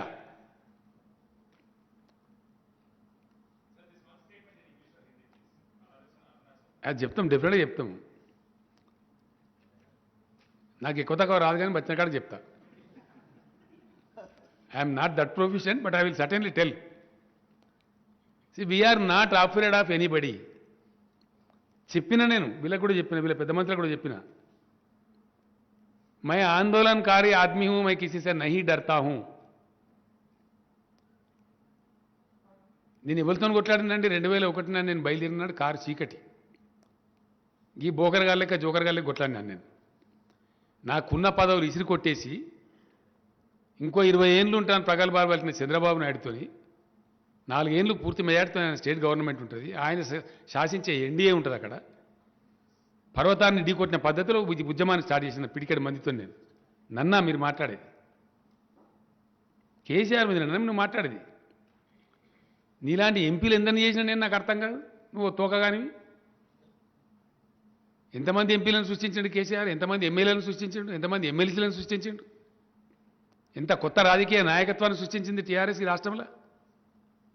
We have presented a new set of leadership to the state and country. Is it not a fact? ఎవరితో మాట్లాడుతున్నావు? ఎవరి మీద మాట్లాడుతున్నావు? నువ్వు నా మీద మాట్లాడేది? నేను ఒక రాష్ట్ర సృష్టికర్తను, ఒక పార్టీ సృష్టికర్తను, ఒక జెండా సృష్టికర్తను. ఇది వాస్తవం కాదా? దాని తర్వాత ఎన్ని పథకాలు తెచ్చినాం మేము ఈ దేశంలో. ఎన్నడూ ఊహించని పథకాలు, ఎవడు అనుకోని పథకాలు. ఎవడు కళ్ళ కూడా ఎక్స్పెక్ట్ చేయనటువంటి సంక్షేమం ఉన్నదా? రైతు బీమా ఎక్కడన్నా ఈ భారతదేశంలో ఇచ్చిన మగవాడు ఉన్నాడా? ఇది ఫ్యాక్ట్ కాదా? మిషన్ భగీరథ లాంటి స్కీమ్ కల్పన ఉందా మీకు? 65-70 వేల టీఎంసీలలో 30 వేల టీఎంసీలు వాడతలేదు దేశం. ఇంకో 40 వేల టీఎంసీలు సముద్రం పాలవుతుంటే సన్నాసుల్లా కూర్చున్నది మీరు. దేశానికి మంచినీళ్ళు దిక్కులేవు, సాగునీళ్ళు దిక్కులేవు, దేశంలో వాటర్ వార్స్ ప్రేక్షక పాత్ర వహిస్తున్నది మీరు. మేమా? దయచేసి నేను జర్నలిస్ట్ మిత్రులను కూడా కోరుతా ఉన్నా, మీరు చైతన్యం గలవాలి. 7 ఏళ్ల నుంచి మేము మొత్తుకుంటున్నాం, అరుస్తున్నాం, సుప్రీంకోర్టులో కేసులు వేసినాం ఇదే కేంద్రం మీద. సిగ్గు లేకుండా ఇవాళ 7 ఏళ్ల నుంచి నేను ద్రోహం చేసినాను మాట్లాడతావాను? నేను చేసినా ద్రోహం నువ్వా? నువ్వు ట్రిబ్యునల్కి రిఫర్ చేయమంటే నీకు శాతం అయితే లేదు. ఎందుకు 7 ఏళ్ల నుంచి నీ ప్రభుత్వం పాడగాను? 7 ఏళ్ళ టైం చాలదా ట్రిబ్యునల్ రిఫర్ చేయడానికి? తెలంగాణకు నీళ్ళు వద్దా? నీళ్ళు కావన్నా వద్దా? What is preventing you? కొత్త రాష్ట్రం ఏర్పడితే దానికి న్యాయపరంగా నీళ్లు రావాలి, గింత వాటా. నువ్వు ట్రిబ్యునల్కి ఏ బామంటే ఏమైందా? నాకు అర్థం కాదు. నీ కింద పెట్టుకొని ఎవరు ఆపుతున్నారు నిన్ను? ఎవరు ఆగబడుతున్నా? నేను కేసీఆర్ ఆగబడుతున్నాడా? ఢిల్లీకి పోయినప్పుడల్లా మేము దరఖాస్తు ఇస్తున్నాం కదా. అపెక్స్ కౌన్సిల్ మీటింగ్ ఎందుకు పోయినా నీకు తెలుసా? అసలు నీ ఇక పరిజ్ఞానం ఉందా? అపెక్స్ కౌన్సిల్ మీటింగ్ పోతే మరి ఎవరు మాట్లాడతారు అక్కడ? నువ్వు మాట్లాడతావా? నేను గేట్ లోపల కూడా రానియరాడా? అపెక్స్ కౌన్సిల్లో ఉండేదే ముఖ్యమంత్రులు. అక్కడ పోయి చెప్పాలి కదా మా వాదన. మన వాదన చెప్పొద్దు ఆడికి పోయి. అపెక్స్ కౌన్సిల్ మీటింగ్ ఎందుకు పోయినా ఉండడు? అసలు ఉందా ఏమన్నా అవగాహన శక్తి? మంచి వచ్చేటప్పుడు ఉందా ఏమన్నా? అర్థమవుతుంది అసలు ఈ మనిషికి పరిపాలన ఎట్లా జరుగుతుందో తెలుస్తుందా? కనీసం పరిపాలన పరిజ్ఞానం ఉందా నీకు? ఏం జరుగుతుందంటే రాష్ట్రం ఏర్పడ్డది, ఎవరి వాళ్ళకి అయిపోయింది, కానీ తాత్కాలికంగా నడవాలి కదా. ట్రిబ్యునల్ తీర్పు వచ్చి నీళ్ళు కేటాయింపు జరిగేదాకా తాత్కాలికంగా ఉన్న అరేంజ్మెంట్ మీద నడవాలి. ఇక కరెంటు కానీ నీళ్లు కానీ ఏవైతే అత్యవసర సర్వీసులు ఉంటే నడవాలి. ఆ టైంలో హరీష్ రావు గారు మంత్రి ఉన్నాడు. అప్పుడు పిలిస్తే మీటింగ్ పొమ్మని చెప్పిన నేనే. ఏంది అంటే ఇప్పటికిప్పుడు ఏం రాలేదు కాబట్టి, తీర్పు ఫైనల్ కాలేదు కాబట్టి, ఈ నిమిషానికి ఉన్నది 299 టీఎంసీలు తెలంగాణ కేటాయింపు ఉంది, మిగిలింది ఆంధ్ర కేటాయింపు ఉంది. ఒక అంచనా ప్రకారంగా యాజ్ ఎ టెంపరీ మెజర్ దాన్ని రాసినది స్పష్టంగా అడ్హాక్ అరేంజ్మెంట్ కింద ఇప్పుడు ఉన్న ఆల్రెడీ నిర్ణయమై ఉన్న వాటాలు ఎవరి వాళ్ళు వాడుకోండి, సర్దుకోండి అని చెప్పిండ్రు. ట్రిబ్యునల్ తీర్పు వచ్చేదాకా అని చెప్పిండ్రు. దాని మీద నువ్వు ఎందుకు సంతకం పెట్టినా నీకేం తెలుసా? అసలు పరిపాలనా వ్యవహారం ఎట్లా జరుగుతుంది నీకు పరిజ్ఞానం ఉందా? జ్ఞానం లేకుండా ఇష్టం వచ్చినట్టు అదెందుకు సంతకం పెట్టినావు, ఇదెందుకు సంతకం పెట్టినావు, సంతకం పెట్టకపోతే ఇంటామంటారు. రాష్ట్రం జరగద్దా? ప్రజలకు నీళ్ళు రావద్దా? కరెంటు రావద్దా? నేనేమంటున్నా అంటే రాష్ట్ర బీజేపీ నాయకులకు సిగ్గు ఎగ్గు కూడా లేదు. 7 మండలాలు గుంజుకున్నాడు, మీరు ఎక్కడ పడుకున్నారు? తెలంగాణకు శాశ్వత అన్యాయం ఈ ప్రధానమంత్రి చేసిండు. సీలేరు ప్రాజెక్టు గుంజి ఆంధ్రాకి ఇవ్వడం ద్వారా ఆనాడు మీరు ఎక్కడ పండుకున్నారు? శాశ్వతమైన ద్రోహం కాదా తెలంగాణకు? అది మీకు సాధగాలే, మీరు నోరు తెరవలే. కానీ నేను తెరిచిన ఆ రోజు మోడీ గారు అడిగింది నన్ను ఫాసిస్తాను నువ్వు అని. ఎస్ అన్న సార్ అని చెప్పిన. నా కడుపు మండింది అన్న. సీలేరు ప్రాజెక్టు గుంజుకొని ఇచ్చినాడు, your A fascist prime minister అని చెప్పి నేను ఢిల్లీలో బాజాప్తా పేపర్లలో వచ్చి నన్ను అడిగింది ఆయన. నువ్వు నన్ను ఫాసిస్ట్ అన్నావు కేసీఆర్ అంటే అన్న నేను తప్పకుండా. మా రాష్ట్రం యొక్క హక్కును గుంజుకున్నావు కాబట్టి, మమ్మల్ని ఒక మాట అడగలేదు కాబట్టి, కనీసం మాకు సంప్రదించకుండా 7 మండలాలు గుంజి ఇచ్చినావు కాబట్టి నా కడుపు మండి అన్న అని చెప్పిన. తప్ప నిజం కాదా? ఇది వాస్తవం కాదా? ఇట్లా అనేక అన్యాయాలు తెలంగాణకు చేసింది మీరు. ఒక జాతీయ ప్రాజెక్టు ఇయ్యింది మీరు. బీఆర్జీఎఫ్ 450 కోట్లు ఎగబెట్టింది మీరు. చట్ట ప్రకారం ఉన్నటువంటి నవోదయ పాఠశాల ఇయ్యంది మీరు. తెలంగాణకు ఒక మెడికల్ కాలేజీ ఇయ్యంది మీరు. తెలంగాణ మీద పక్షపాత వైఖరి వహిస్తున్నది మీరు. అన్ని రకాలుగా తెలంగాణకు ద్రోహం చేసేది మీరు. నేను మళ్ళీ చెప్పిన, నిన్న కూడా చెప్పిన, మళ్ళీ చెప్తున్నా, కొత్తగా ఏర్పడ్డ రాష్ట్రం కదా, సర్దుబాటు కావాలి, కొంచెం స్టాండ్ కావాలి, రాష్ట్రం నిలదొక్కుకోవాలి. కేంద్రంతో ఎందుకు ఘర్షణ వైఖరి ఎందుకు ఉండాలని చెప్పి మేము కొంత సర్దుబాటు ధోరణిగా పోయినాం. దాన్ని అలుసుగా తీసుకొని అడ్డదిడ్డంగా పోయి ఇష్టం వచ్చినట్టు మాట్లాడతాం, ఇష్టం వచ్చినట్టు చేస్తాం, ఇష్టం వచ్చిన అబద్ధాలు చెప్తాం. వదిలిపెట్టాం, మిమ్మల్ని వదిలిపెట్టనే పెట్టం. ప్రతి విషయంలో తప్పకుండా వెంటాడతాం, వేటాడతాం, ఎక్స్పోజ్ చేస్తాం. ఎక్కడి దాకా అయినా పోతాం. కేసీఆర్ ఎక్కడికి పోను నువ్వు చెప్తావా? నేను ఫెడరల్ ఫ్రంట్ అని ఇంట్లో వండుకున్నానా? నేను నీకు కావన్నా ఫెడరల్ ఫ్రంట్ అర్జెంటుగా? అర్జెంటుగా కావన్నా అయింది? ఇట్లా అడ్డదిడ్డంగా మాట్లాడి, అబద్ధాలు మాట్లాడి, రైతులకు ఇంకో మాట చెప్తాను నేను. ఇప్పుడు ఈ ఈ ఈ వ్యక్తి ఎవరైతే మాట్లాడిండో, మెడలు వంచుతా తొడలు వంచుతా మాట్లాడిండో, ఈయనకి మెడ మీద తలకాయ లేదని తెలిసిపోయింది. ఇవాళకి సమాధానం రాలే. తెలంగాణ రైతుల పక్షాన, తెలంగాణ ప్రజల పక్షాన, తెలంగాణ ముఖ్యమంత్రిగా నేను స్ట్రేట్ క్వశ్చన్ అడిగిన, వడ్లు తీసుకుంటారా తీసుకోరా? అది తప్పించింది, అయిపోయింది. తప్పించింది కదా. ఇప్పుడు పోరాటం చేయాలి, మేము ధర్నా కూర్చుంటాం. శుక్రవారం నన్ను కూర్చుంటావా మాతోని? తెలంగాణ రైతుల పక్షాన ఇక చూడు, మేము కొట్లాడతాం. ఎట్లా వెంటాడతామో చూడు, కొనేదాకా ఎట్లా బురికిపిస్తామో చూడు, లేదా మేము ఎట్లా ఎక్స్పోజ్ చేస్తామో చూడు. కొట్లాడతావాను? ఇవాళ నేను చెప్తున్న రైతులకు మళ్ళీ చెప్తున్నా, దయచేసి వరి వేయకండి. వీళ్ళని నమ్మితే మనం శంకరగిరి మాన్యాలు పడతాము. అయిపోయింది, వీళ్ళ కథ తెలిసిపోయింది. వీళ్ళని గిట్ట నమ్ముకుంటే కుక్కతో ఒకరిని పట్టుకొని గోదావరి ఈదినట్టే. ఈ అరాకిరిగాలు వట్టిగా లూజ్ టంగ్ మాట్లాడతారు తప్ప వీళ్ళకి బాధ్యత లేదు. వీళ్ళ మాట ఢిల్లీలో వెళ్ళినవాడు దేకెటోళ్ళు లేడు అసలు. ఇంత పెద్ద దేశం నడుపుతున్న పార్టీ కదనండి, తేవచ్చు కదా. నిన్న నేను మాట్లాడినా, కఠినంగా మాట్లాడినా. అరే మా సీఎం ఇట్లా మాట్లాడుతుండే, మరి ఏదో ఒకటి చెప్పు, తీసుకుంటావా తీసుకొని అడగచ్చు కదా మంత్రిని ఫోన్ చేసి.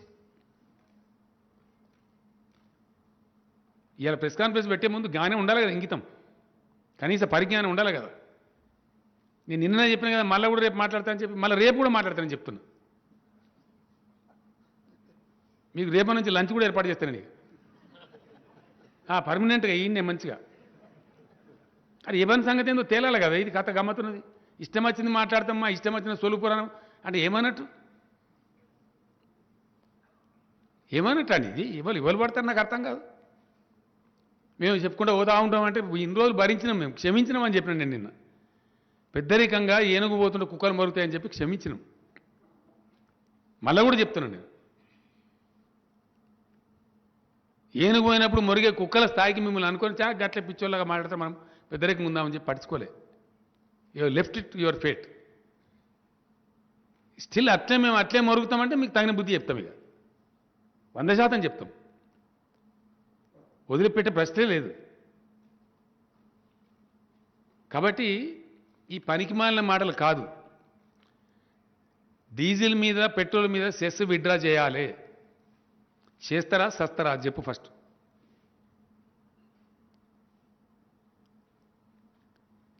మేము నేషనల్ హైవే మంజూరు చేసి, నేషనల్ హైవే మంజూరు చేసి ఏం చేస్తావు? గడికి వస్తావా? కేంద్ర ప్రభుత్వం ఎందుకున్నావు నువ్వు? కేంద్ర ప్రభుత్వం ఎందుకుంటుందంటే దేశానికి నాకు అర్థం కాదు. ఇప్పుడు ఫస్ట్ టైం కేంద్ర ప్రభుత్వం ఉన్నాడు దేశంలో. ఇంతకుముందు కేంద్ర ప్రభుత్వాలు లేవు, చేయలేదా? ఇట్లే చెప్పారు ఈ పాలతూ లెక్క. నాకు అర్థం కాదు. ఈ దేశంలో కట్టిన ఎయిర్పోర్ట్లన్నీ, ఈ దేశంలో చేసిన నేషనల్ హైవేస్ అన్ని, దేశంలో చేసిన రైల్వేస్ అన్ని వాళ్ళకి ఇట్లే మాట్లాడింది. నాకు ఇంత చిల్లరగా ఇట్నే కట్టినారండి? ఇంత చీప్గా మాట్లాడతారా?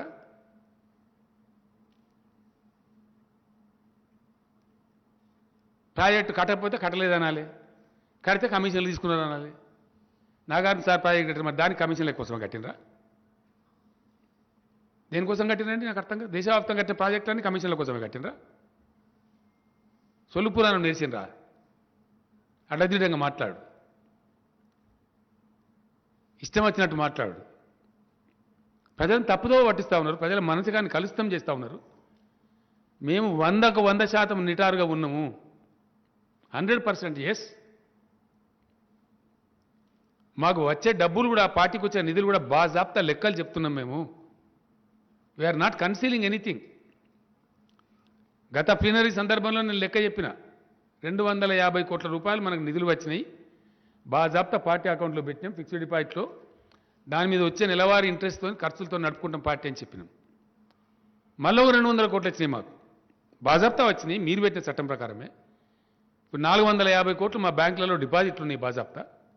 అది కూడా మొన్న ప్లీనరీలో ఓపెన్గా చెప్పిన కుండబద్దలు పెట్టి. మేము దాచిపెట్టుకోలేం కదా అట్లా. వస్తే ఇంకో 400 కోట్లు వస్తాయి మాకు దవన. నీకెందుకు కన్నుకుంటూ నాకు అర్థం కాదు.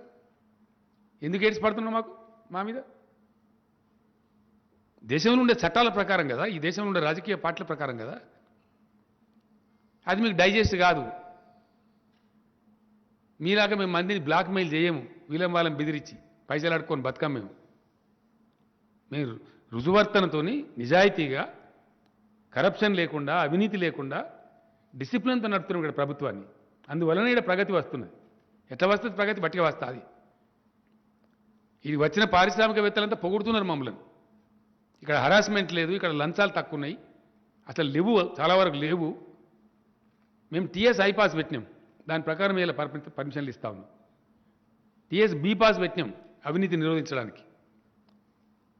రెవెన్యూ రికార్డ్స్ డిజిటలైజేషన్ చేసినాం, ధరణి పోర్టల్ తెచ్చినాం, దానివల్ల అవినీతి నిర్మూలించగలిగినాం. ఇవాళ మనకు రిజిస్ట్రేషన్ అంటే పెద్ద భయంకరం. ఇవాళ ఎంత బ్రహ్మాండంగా ఉంది, ఎంత అద్భుతంగా ఉంది. ఇవాళ 15 నిమిషాల్లో పోయి మంచిగా చేసుకొని పోతున్నారు. నెలల తరబడి తిరిగి వేలు లక్షల లంచాలు పోతే తప్ప నాలా పర్మిషన్ రాపో. ఇలా నాలా పర్మిషన్ కోసం పోయే అవసరం లేదు. ఆన్లైన్ అప్లై చేసి పడేస్తే డబ్బులు కట్టేస్తే ఆటోమేటిక్ నాలా కన్వర్ట్ అయిపోతాం. మ్యుటేషన్ కావాలంటే నెలల తరబడి తిరగాల్సిన కర్మ ఉండేది మనకు. ఇలా కర్మం లేదు. మీరు చేసినరా? మీరు పరిపాలించే రాష్ట్రాల లెక్క డిజిటలైజ్ చేసినరా? ఏం లేదు. వాటిదే గ్యాసు సొల్లు మా ఇష్టం వచ్చింది వాగుతాం. ఇన్ని రోజులు నడిచింది బిడ్డ, ఇక నడవది. మా హద్దులు మాకు తెలుసు, మా క్రమశిక్షణ మాకు తెలుసు. మీరు మమ్మల్ని ఏమీ చేయలేరు. మీ అడ్డగోలు అధికార దుర్వినియోగం చేసి మనం చేద్దామనుకుంటే మీరే గోల్మాల్ అవుతారు, మేము కాం. ఎస్, నిన్ననే చెప్పినా కదా నేను, we are ready to face any enquiry. I offer, because మేము తప్పులు చెయ్యం, మాకు చేసే కర్మ లేదు. శక్తియుక్తులుంటే తోచిన కాడికి ప్రజలకు మంచి చేస్తాం, ప్రజలకు మేలు చేస్తాం. మేము చేసినాం. కాళేశ్వరం లాంటి ప్రాజెక్టు కట్టాలంటే ఏండ్లు పట్టేది, దశాబ్దాలు పట్టేది. కిరికిరిగాలు దాదాపు 500-600 కేసులు వేసినా వాటన్నిటిని అధిగమించి 3.5 ఏళ్ళలో కట్టి తెచ్చి ఫలితం తెచ్చి అలా ప్రజలకు అందించినాం. It's a fact. ప్రపంచమంతా అబ్బురపోతా ఉంది. న్యూయార్క్ టైమ్స్ స్క్వేర్లో చూపించినటువంటి first Indian project is Kaleshwaram. న్యూయార్క్లో టైమ్స్ స్క్వేర్లో అత్యంత ప్రతిష్టాత్మకమైన చూపెడతారు. అట్లాంటి కాడ the world's largest multi stage lift irrigation scheme అని చెప్పి న్యూయార్క్ టైమ్స్ స్క్వేర్లో పెట్టారు మన కాళేశ్వరం ప్రాజెక్టు యొక్క ఘనతను. అది ఏం ఛానల్ వాడు చూపించిన? Discovery channel. డిస్కవరీ ఛానల్ అనేవాడు చూపెట్టాడు జనరల్గా, పైరవీలు చేస్తే చూపెట్టరు అక్కడ. వాడు తీసుకుపోయి ప్రపంచానికి చూపించాడు. ఇది మేము సాధించిన ఘనత. ఇది ఘనత కాదా? మిషన్ భగీరథ మా ఘనత కాదా? ఇండియాలో ఏ రాష్ట్రానికన్నా మీరు చేసినరా? ఒక్క రాష్ట్రానికన్నా చేసినరా? ఇన్నేళ్ళ స్వతంత్ర భారతదేశంలో మంచినీళ్ళు ఇచ్చిన దిక్కు లేదు, సాగునీళ్ళు ఇచ్చిన దిక్కు లేదు, దేశంలో ఉన్న కరెంటును వాడి తెలివితేటలు లేవు, దేశంలో ఉన్న నీటి సంపదను వాడి తెలివితేటలు లేవు. ఇవన్నీ వాస్తవాలు కావా? ఇలా కరెంట్ ఇన్స్టాల్డ్ కెపాసిటీ ఎంతనండి దేశంలో? 4 లక్షల మెగావాట్ల పైచిలుకున్నది. వాడుతున్నది ఆ దేశం? Because of the bad power policy. ఎందుకు వాడతలేదు దేశం? What is your answer? దేశానికి 65,000 పైచిలకు టీఎంసీల నీళ్లు ఉన్నాయి. వాడుతున్నది ఆ దేశం? వాడతలేదు. ఇంతకుముందున్న కేంద్రం ప్రేక్షక పాత్ర వహించింది, మీరు కేంద్ర ప్రేక్షక పాత్ర వహిస్తున్నారు because of your bad policies. తప్పులన్నీ మీరు చేసుకుంటూ, అసమర్థులుగా మీరు వండుకుంటూ, మీకు డెలివరీ మెకానిజం తెలియక, పరిపాలన చేతగాక ఇతరుల మీద బదనం పెడతారా? గట్టిగా నిలదీస్తే దేశద్రోహులా? వాస్తవాలు అడిగితే దేశద్రోహులా? పెట్రోల్ సెస్ విత్డ్రా చేసేదాకా మేము ప్రజల పక్షాన డిమాండ్ చేస్తూనే ఉంటాం, పోరాటాలు చేస్తూనే ఉంటాం. నంబర్ 1, విత్డ్రా చేస్తారా చెయ్యరా? పంజాబ్లో ఎట్లయితే ధాన్యం కొంటున్నారో అట్లా ధాన్యం కొనేదాకా మేము పోరాటం చేస్తూనే ఉంటాం మా రైతుల పక్షాన. కొంటరా కొనరా? సీదా ప్రశ్న. తోడు మరోడు మసిబూసి మారడిగా చేయడం కాదు. Please come clean. కొంటే కొంటమని చెప్పు, కొనకపోతే కొనమని చెప్పు. మేము కొంటే కొంటాం, గోల్మాల్ దింపే పద్ధతులు వద్దు. కాబట్టి ఈ ఈ అరాకిరి ముచ్చట్లు, వ్యక్తిగత దూషణలు, ఈ పిచ్చి పిచ్చి వ్యవహారాలు ఇంకా ఉందా? రైతులకు నేను ఒకటే మనవి చేస్తా ఉన్నా, నేను అప్పీల్ చేస్తా ఉన్నా. తెలంగాణలో భారతదేశం కాదు, ప్రపంచంలోనే లార్జెస్ట్ సీడ్ కంపెనీస్ తెలంగాణలో ఉన్నాయి. Very largest. ఇది చాలామంది తెలియదు మీకు కూడా. Very large seed processing units around Hyderabad మన దగ్గరనే ఉన్నాయి. చాలామంది రైతులు కొన్ని లక్షల ఎకరాలలో పంటలు వేసి విత్తన కంపెనీలకు అమ్ముకుంటారు. వరి ధాన్యం కావచ్చు, ఇతర ధాన్యాలు కావచ్చు. వరి ధాన్యం కూడా అమ్ముకుంటారు. నేను రైతులకు ఒకటే మనవి చేస్తా ఉన్నా, వరి పంట మొత్తమే వేయద్దని నేను చెప్తలేను. ఎవరికైతే సీడ్ కంపెనీ టైఅప్ ఉందో వాళ్ళు మీరు పండించుకోవచ్చు, సీడ్ కంపెనీకి అమ్ముకోవచ్చు. అక్కడ మిమ్మల్ని ప్రభుత్వం అభ్యంతరం పెట్టదు. రెండవది, వరి ధాన్యం పండించి మీకు మిల్లర్లతోనో లేదా వ్యాపారస్తులతోనో ఇప్పుడే మీకు టైఅప్ ఉంటే, మేము కొంటాం పండించండి అని మీకు వాళ్ళు చెప్తే, బైబ్యాక్ అరేంజ్మెంట్ ఉంటే మీరు పండించవచ్చు, అమ్ముకోవచ్చు. ప్రభుత్వానికి ఆక్షేపణ లేదు. లేదు మేము పండిస్తే ఎంత వచ్చినా సరే పర్వాలేదు అనుకుంటే కూడా పండించుకోవచ్చు. ఎందుకంటే ఈ కేంద్రాన్ని నమ్మలేం మనం. కేంద్రం పాలసీ అట్లుంది కాబట్టి కనీస మద్దతు ధర వస్తుందో రాదో తెలియనటువంటి ఒక విచిత్రమైన డోలామైన పరిస్థితి కేంద్రం సృష్టిస్తుంది. కాబట్టి రాష్ట్రం దగ్గర మెకానిజం లేదు. కాబట్టి దెబ్బతినవద్దని మాత్రం మేము చెప్తున్నాం. మా ప్రయత్నం అంతా కూడా ఏంటంటే తెలంగాణ రైతాంగాన్ని కాపాడుకోవాలి, తెలంగాణ రైతాంగం ఆర్థికంగా పటిష్టపడాలి. వాళ్ళు ఆయనతో పంట పండించి రోడ్ల మీద పడి ధర్నాలు చేస్తే రాజకీయాలు జరుగుతాయి, కానీ మీకు జేబులు నిండయి. మేము కోరేదల్లా మీరు మంచిగా ఉండాలని, మీకు క్షేమం కోరి. ఇన్ని కష్టాలు పడి, ఇన్ని స్కీములు పెట్టి, ఎన్ని విమర్శలు వచ్చినా, ఎన్ని కేసులు పెట్టినా తట్టుకొని అన్ని వసతులు చేసినా మేము వ్యవసాయానికి వెళ్ళి తెలంగాణలో. ఒకనాడు 1000 ఫీట్లు పైన భూగర్భ జలం ఇలా చాలా పైకి వచ్చేసింది బ్రహ్మాండంగా. గ్రౌండ్ వాటర్ నిపుణులు చెప్తున్నారు 570 టీఎంసీలు భూగర్భంలో ఉంది తెలంగాణలో అని చెప్పి.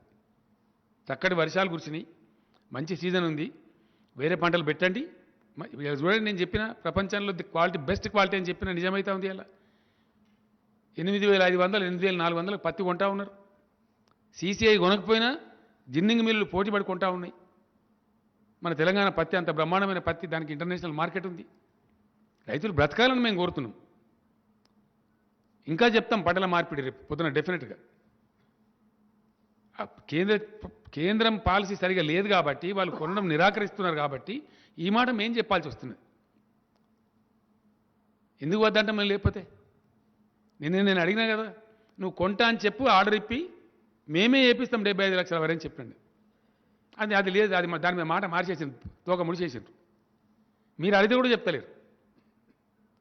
గోల్మాల్ దింపుడు తప్ప జవాబు ఏది? కాబట్టి తెలంగాణ రైతు సోదరులారా, ఎవరై నక్కజిత్తుల మాటలు, ఎవరికి రైతుల మీద ప్రేమ ఉన్నది, ఎవరు నిజంగా వ్యవహారం చేస్తున్నారు, ఎవరు గోల్మాల్ దింపుతున్నారు మీరు గమనించాలి. రైతు వేదికలు కట్టిన 2600 ఈ దేశంలో ఎక్కడ లేవు, భారతదేశంలో లేవు. అటువంటి ప్రయత్నం కూడా జరగలేదు, అటువంటి ఆలోచన కూడా చేయలే. ఇలా మేము చేసినాం, మీకు అందించినాం. అన్ని రైతు వేదికలలో రైతు బంధు నాయకులు, రైతులు కూర్చొని చర్చ చేయండి, ఇతర పంటలు ఏమేసుకోవాలో ఆలోచించండి, నష్టపోకండి అని చెప్తున్నాం. మేము కోరేదల్లా మీరు నష్టపోవద్దనే. ఈ దొంగల మాటలు, ఈ అల్లాటప్పగాల మాటలు, ఈ జిమ్మెదారు లేని మనుషుల మాటలు, కేవలం రాజకీయాల కోసం సొల్లుగార్చే మాటలు నమ్మి మోసపోవద్దు. మీరు ఆర్థికంగా దెబ్బతినద్దు, మీరు మంచిగా ఉండాలి, మీరు క్షేమంగా ఉండాలనేదే మేము కోరేది. మాకు వేరే ఉద్దేశం లేదు. మీరు విత్తన కంపెనీలకు అమ్ముకుంటే అమ్ముకోండి, మీకు టైఅప్ ఉంటే. ఎవరైనా వ్యాపారస్తులు కానీ మిల్లర్లు కానీ మీ ధాన్యం కొంటామని మీకు బైబ్యాక్ ఇస్తే అమ్ముకోండి, పంటలు పండియండి, అమ్ముకోండి, మాకు అభ్యంతరం లేదు. మీరు తినడం కోసం అవసరం ఉంటుంది, మీ సొంత తిండి కోసం మీరు పండించుకొని తింటామంటే తినండి, మేము అభ్యంతరం పెడతలేము. కానీ అమ్ముడు పోతుందేమో అనే మిషలో వేసి నష్టపోవద్దని మేము కోరుతున్నాం.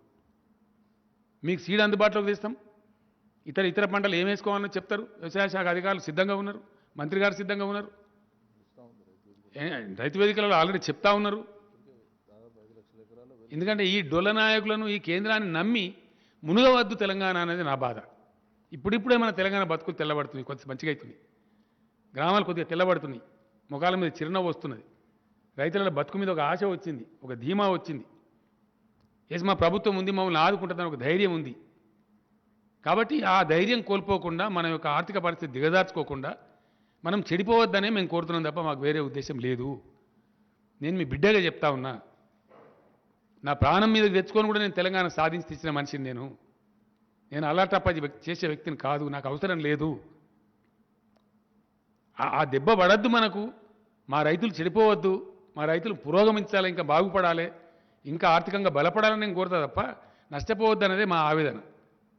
కాబట్టి ఈ పిచ్చోళ్ళు మాట్లాడే మాటలు పట్టుకొని మనం కుక్కతోక పట్టుకొని గోదావరి ఇదినట్టు అవుతుంది.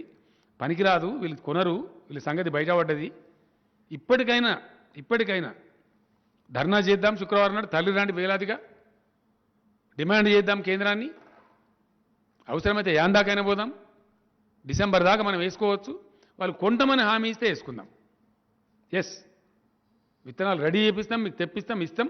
మీరు భయపడే అవసరం లేదు. కానీ వాళ్ళ పరిస్థితి చూస్తూ ఉంటే నమ్మకం కలగడం లేదు.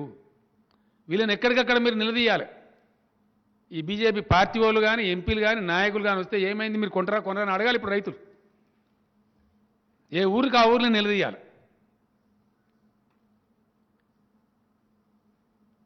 ఇంకా మేము పాదయాత్రలు చేస్తాము. పాదయాత్ర ఏ దూరం ఇప్పుడు ఇక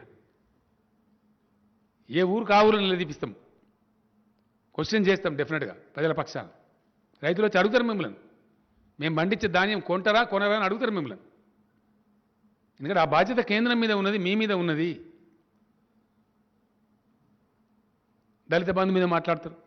నిన్న కూడా చెప్పిన నేను, దళిత బంధు పథకం యథాతథంగా అమలు జరుగుతుంది. నేను మళ్ళీ చెప్తున్నా స్పష్టంగా, హుజూరాబాద్ నియోజకవర్గంలో సంపూర్ణంగా అమలు జరుగుతుంది. దళిత బంధు మాట్లాడే తెలివి ఉన్నది నీకు, నీ ముఖానికి. నీకేమైనా బాధ్యత ఉన్నది? నీకు తెలుసా దళిత బంధు ఏందో?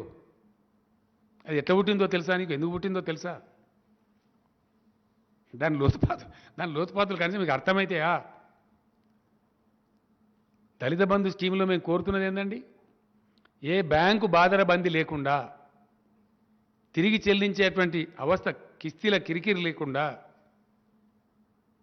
దాంతో వాళ్ళు పైకి రావాలి ఆర్థికంగా, సామాజికంగా అని మా ఉద్దేశం. ప్రపంచంలో ఎక్కడ లేదు దళిత బంధు లాంటి స్కీమ్. ఎంటైర్ వరల్డ్లో అనగారిన జాతులను ఆదుకోవడానికి జరుగుతున్న గొప్ప ప్రయత్నం ప్రపంచంలోనే, ఎంటైర్ వరల్డ్లో. తరతరాల దోపిడీకి గురైన జాతి కాబట్టి, వేల సంవత్సరాల నుంచి పోయింది కాబట్టి వాళ్ళని ఆదుకోవాలని చెప్పి మేము ప్రయత్నం చేస్తున్నాం. మేము రిలీజ్ చేయమంటాం నీ ముఖమా అనేది రిలీజ్ చేసి. అంత ఉందాతనం ఉన్న కేంద్రమే అయితే మేము కూడా ఇస్తాం పడవా. నువ్వు 10,000 కోట్లు పెడతా అంటున్నావు కదా, 20,000 కోట్లు పెడతా అంటున్నావు, మేము ఇస్తాం ఒక 20,000 కోట్లు. గొప్ప మంచి పని, మేము పార్టిసిపేట్ చేస్తామని ఎంకరేజ్ చేయాలి, భుజం తట్టాలి. రిలీజ్ చేయమా మేము? ఎందుకు చేయమండి?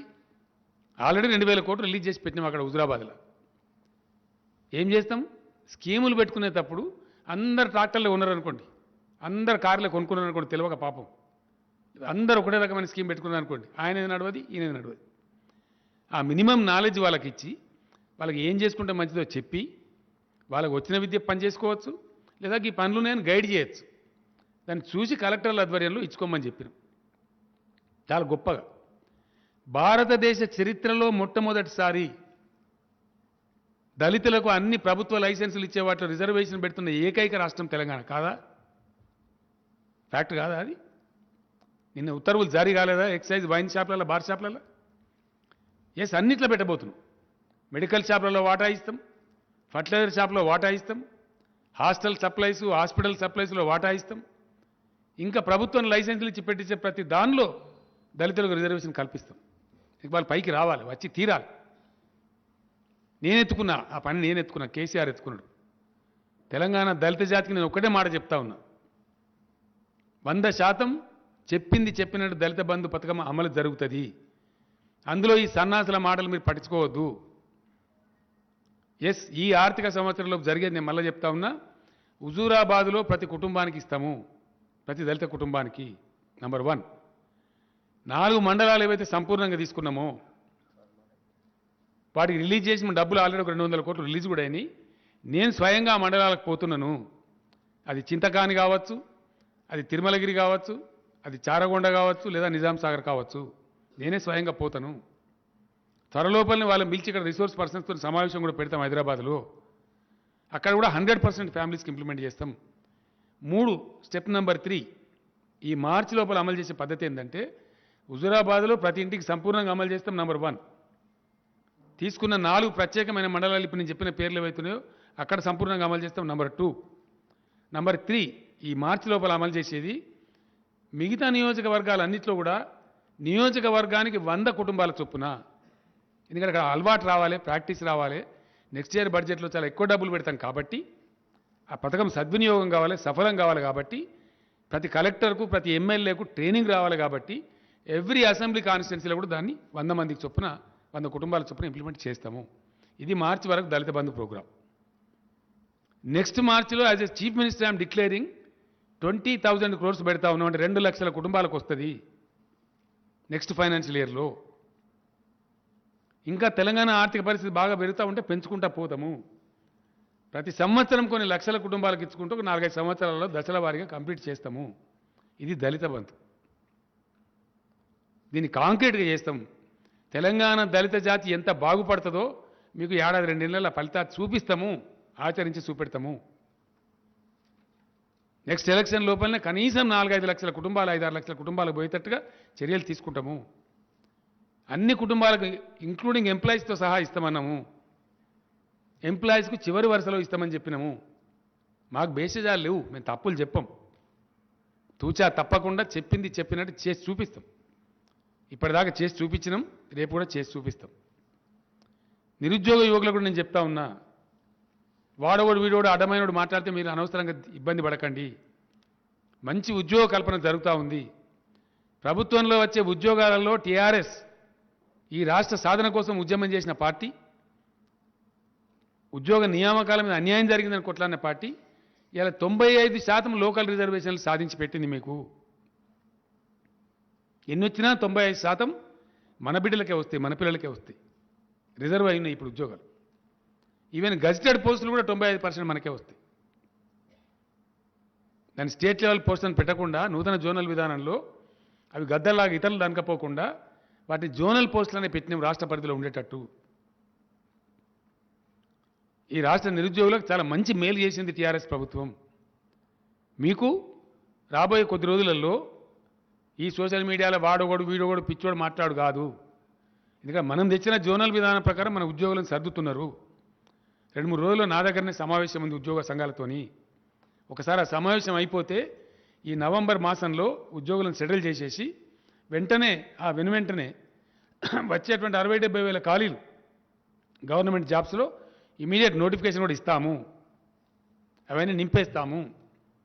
అది కాకుండా ఎవ్రీ ఇయర్ ఎంప్లాయ్మెంట్ క్యాలెండర్ కూడా డిక్లేర్ చేస్తాము. ఈ సంవత్సరం ఇంట్లో ఇన్ని ఉద్యోగాలు వస్తున్నాయని ఓపెన్గా వాజాప్తా ఎంప్లాయ్మెంట్ క్యాలెండర్ కూడా ఎవ్రీ ఇయర్ రిలీజ్ చేస్తాము. ఇది ఇండియాలో ఫస్ట్ టైం ఒక ప్రభుత్వం చేస్తున్న పని. ఎందుకంటే మేము పారదర్శకంగా ఉంటాం. మిమ్మల్ని మోసం చేయదలుచుకోలేము. మేము నిరుద్యోగ యువకులకు లేని ఉద్యోగాలు వస్తాయని, మేము ఇంటికో ఉద్యోగం ఇస్తామని మేము మాట్లాడిన మా బండి సంజయ్ రుజువు చేస్తావా? మా మేనిఫెస్టోలో ఉందా? నేను ఎక్కడ ఉపన్యాసంలో చెప్పినా? ఎక్కడ చెప్పలేదే. మేము చెప్పనేలే. మేము చెప్పని దాన్ని చెప్పినట్టు అది కూడా అబద్ధాలు మాట్లాడతారు, పచ్చి అబద్ధాలు మాట్లాడతారు. ఇలా బండి సంజయ్ రుణమాఫీ చేయలేదని మాట్లాడి మేము చేయలేదా? మీరు చేయలేదా? మేము చేయలేదా రుణమాఫీ? పోయిన టర్మ్లో చేస్తామని చెప్పినాం. ఈ టర్మ్లో 2 దఫాలు చేసినాం, మిగతా చేస్తాం. మేము మొట్టమొదటి చెప్పినాం ఎలక్షన్లో.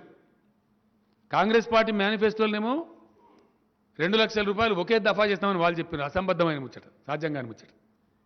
పంజాబ్లో చెప్పింది చేయలే, ఛత్తీస్గఢ్లో చెప్పింది చేయలే, మధ్యప్రదేశ్లో చెప్పింది చేయలే, అబద్ధాలు చెప్పినారు వాళ్ళు కాంగ్రెస్ పార్టీ. మేమేం చెప్పినాం? 2 లక్షలు చెప్పలే, మేము 1 లక్ష చెప్పినాం. ఆ లక్ష దశల వారీగా చేస్తామని చెప్పినాం. ఒకటే రోజు చేస్తామని మేము చెప్పలే. చెప్పినామా? మేము చెప్పలేదు కదా. దశల వారీగా ₹1,00,000 రుణమాఫీ చేస్తామని చెప్పినాం. కరోనా వచ్చింది, రాష్ట్ర ఆర్థిక పరిస్థితి దెబ్బతిన్నది,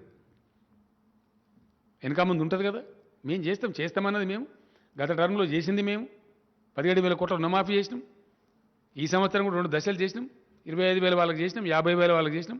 మిగతా వాళ్ళకి చేస్తాం. కందకు లేని దురద కత్తిపీడకి ఎందుకంటే నీకెందుకు బాధ నాకు అర్థం కాదు. మధ్యలో మీ జోకర్గాల సంగతి ఏంది? ఇచ్చేది మేము, తీసుకునేది రైతులు. దాని మీద ఇంట్రెస్ట్ ఉంటే మేము కడతాం. మధ్యలో మీ గీ సొలుపుర అనండి మాట్లాడేది. వడ్ల సంగతి చెప్పురా బాబు అంటే వడ్లు ఇడిచిపెట్టి నేను దొడ్లకెళ్ళి తెంపుకొని పోతా అన్నట్టు నీ వడ్డలను తెలుస్తాం నీకు అతిపుడిగా. తెలంగాణ రైతుల ముందు మిమ్మల్ని పంచనామా చేసి పెడతాం అనుకుంటున్నాము. ఎస్, బ్లాస్ట్ చేస్తాం డెఫినెట్గా. అరకిరి మాటలు మాట్లాడి అడ్డపోగులు మాట్లాడి తప్పించుకొని పోతామంటే పోనీయం ఈసారి. మెడలు నువ్వు వంచుడు కాదు, మేము వంచుతాం మీ మెడలు.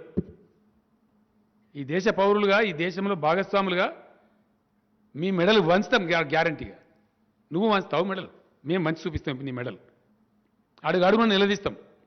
ఎస్, డెఫినెట్గా తప్పించుకొని పోలేరు. నువ్వేదో క్షుద్రమైన మాటలు, నీచమైన మాటలు, వ్యక్తిగత నిందలు, నీ దిక్కుమాలిన బెదిరింపులు ఎవ్వడు భయపడాడు. ఇక్కడ తిప్పి కొడతాం, గింగిరాలు తిరగాలి. అక్కడిక్కడ చేసినట్టు అరాకిరి చేస్తామంటే మేమేమి ఇక్కడ లఫుట్ పనులు చేయలే, మాకు అవసరం లేదు, చేసే అక్కడనే లేదు. అన్ని అడ్డంపుడు నీ ఫామ్ హౌస్, నా ఫామ్ హౌస్ దుంతావు. వస్తావా? దా నా ఫామ్ హౌస్ కాడ గొర్రెలు ఉంటాయి, బర్రెలు ఉంటాయి, అన్నీ ఉంటాయి. దా. ఏం తమాషా మాట్లాడుతున్నావా? నీ అయ్యదా నా ఫామ్ హౌస్? నాకు అర్థం కాదు. ఏం చెమటవాడివి, కష్టం చేసుకొని వ్యవసాయం చేసుకుంటాం. అక్కడ బాధ్యత కొనుక్కున్న భూములు అవి, రికార్డు ఉంది మాకు.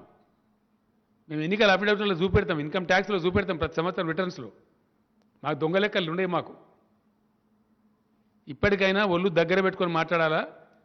What you are talking is with KCR, don't forget. మేము దొంగలమైతే, మేము భయపడలమైతే, మాకు అవినీతి అక్రమాలు ఉంటే మేము ఉద్యమాలు చేస్తామండి. తెలంగాణ ఉద్యమం అప్పుడే మా బొడిగి ఇచ్చేది ఎవడో. మేము ఫైటర్స్, వీఆర్ వారియర్స్, మేము యుద్ధవీరులం, మేము భయపడే వాళ్ళం కాదు. రాష్ట్రం తెచ్చినాం, దాన్ని అద్భుతంగా రాష్ట్రంగా తయారు చేసినాం. ఈ రాష్ట్రాన్ని బంగారు తెలంగాణ చేసేదాకా కొట్లాడుతూనే ఉంటాం, పోరాడుతూనే ఉంటాం, ప్రజల కోసం పనిచేస్తూనే ఉంటాం. Thank you.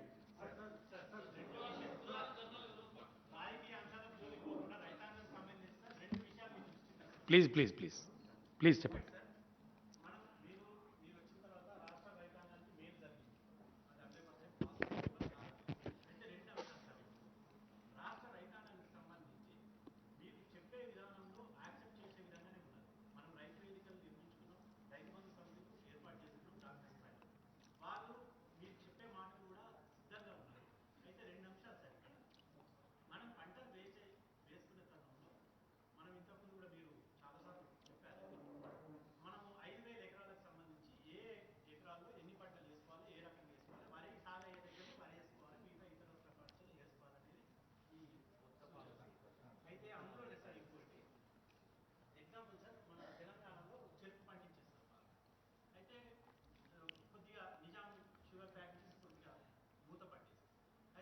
కొద్దిగా ఎందుకంటే వాళ్ళు అమ్మిండ్రు, చంద్రబాబు నాయుడు అమ్మిండు, కాదు రాజశేఖర రెడ్డి కొనసాగించిండు. కొద్దిగా ఎందుకు మూతపడ్డాయండి?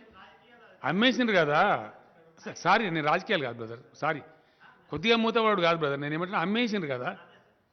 తెలుగుదేశం గవర్నమెంట్ అమ్మేసింది, రాజశేఖర రెడ్డి దాన్ని కొనసాగించిండు.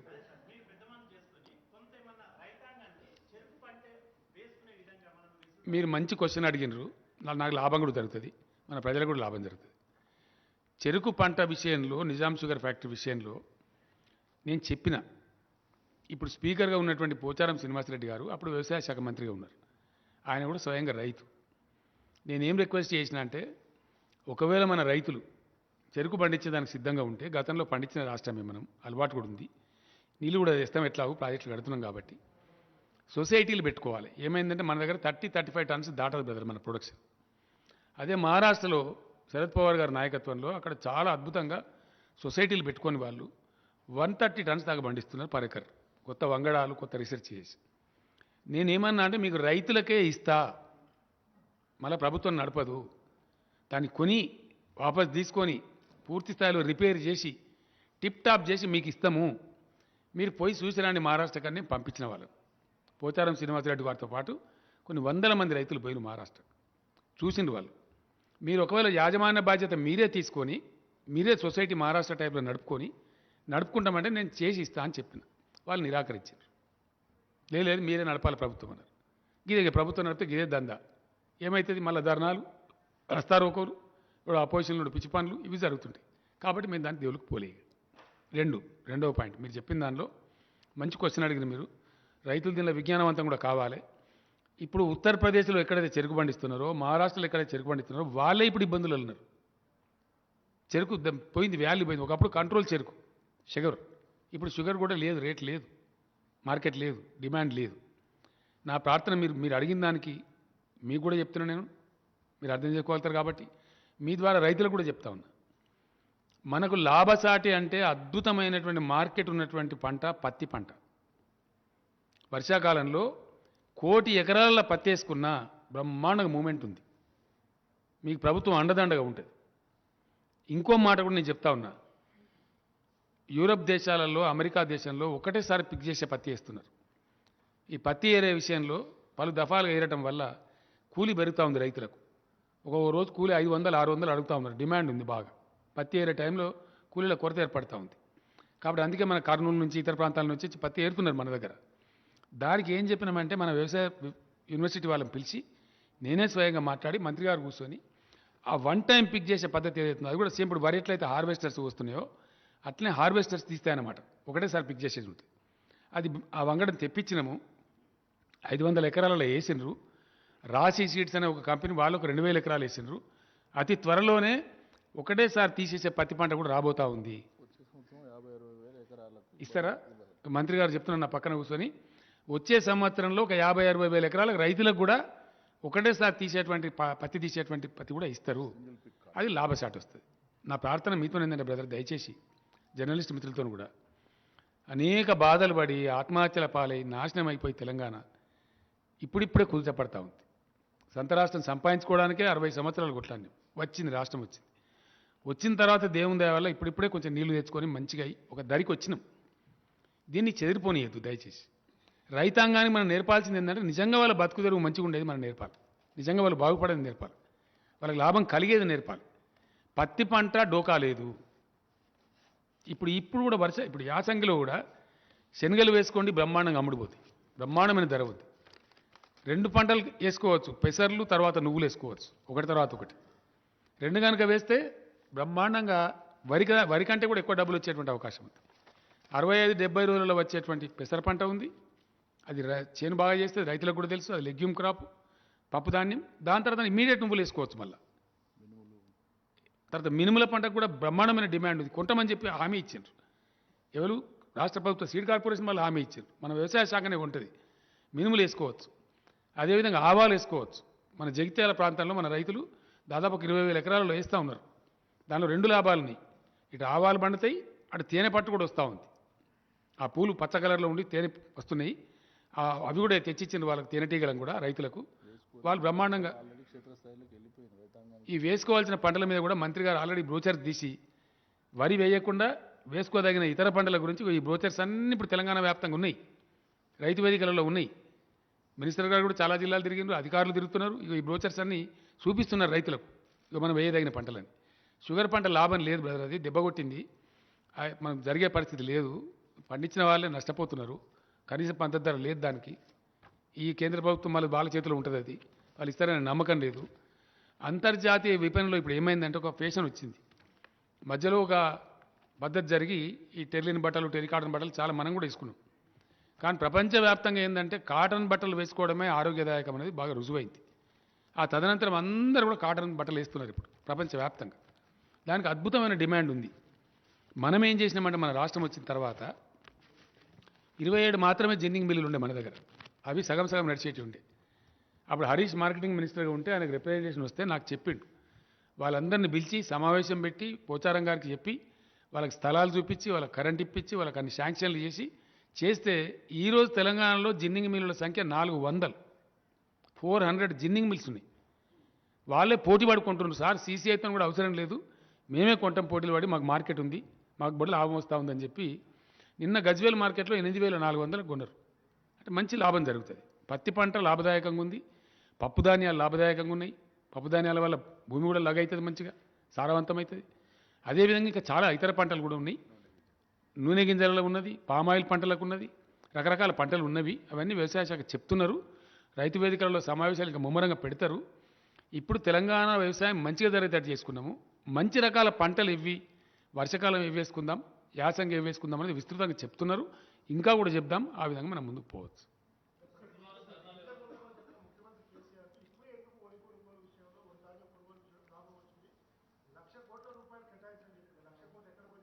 ఈ 1,00,000 కోట్ల ఇక్కడికి ఎవరు చెప్పినండి 1,00,000 కోట్లు కేటాయించడం ఎవరు చెప్పినండి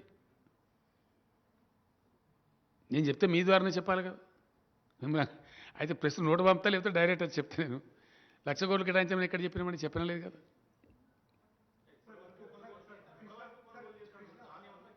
బ్రదర్ నేను గంట సేపు ఉంటా రాహుల్ డోంట్ వరీ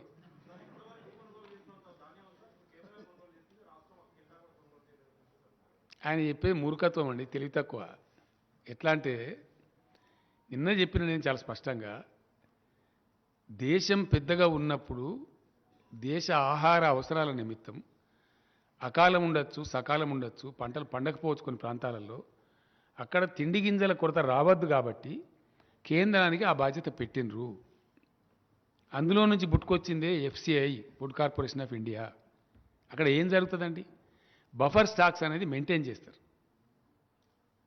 నేను ఇంకోటి కూడా మీరు దయచేసి మీ దృష్టికి తెస్తున్నాను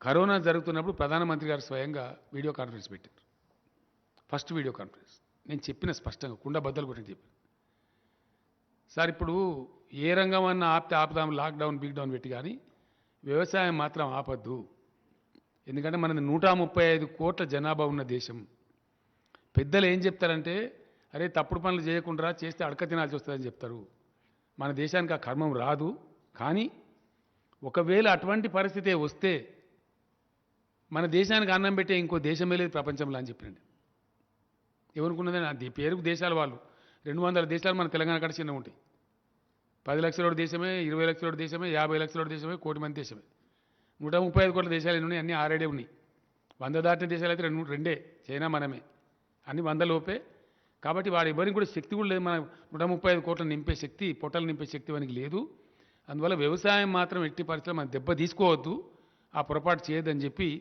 మీరు ఎవరైనా ఏమైనా పెట్టుకోండి సార్ మేము తెలంగాణలో మాత్రం వ్యవసాయ పనులు ఆపము అని కరోనా టైంలో కూడా వాళ్ళకి తగిన జాగ్రత్తలు తీసుకొని పంటలు వేసుకోమని చెప్పినాం అందుకే ఒక్క గింజ లేకుండా కొన్నాం కొని ఏం చేసినాం మార్కెట్ కమిటీలకు వాళ్ళు రాకుండా ఏ ఊరికి ఆ ఊర్లో 6,000 పైచీలు కొనుగోలు కేంద్రాలు పెట్టి కొన్నాం దాన్ని ఎఫ్సిఐకి అప్పగించినాం అందులో ఏమవుతుందండి ఇంకోటి చెప్పాలి మీకు నేను మేము కొన్నాం అంటే మీరు కొనేది ఎవడు కొనేది ఏమి ఉండదు ఇక్కడ పబ్లిక్ డిస్ట్రిబ్యూషన్ సిస్టమ్ రేషన్ బియ్యం ఏదైతే ఇస్తామో అందులో మన రాష్ట్రానికి మనం వాడుకునేది 25 లక్షల టన్నులు అండి మన కిలో రూపాయి బియ్యం కావచ్చు మన హాస్టల్లో సన్న బియ్యం కావచ్చు ఇంకోటి కావచ్చు 25 లక్షల టన్నులు మనమే వాడతాం మనకే ఇస్తారు వాళ్ళు రైస్ ప్యాడీ కాదు రైస్ తర్వాత ఇంకో 10-15 లక్షల టన్నులు రైతులు పండించింది వాళ్ళే ఉంచుకుంటారు వాళ్ళే తింటారు తర్వాత మిల్లర్స్ వ్యాపారం చేసుకుంటారు కొద్ది గొప్ప దాదాపుగా వర్షాకాలంలో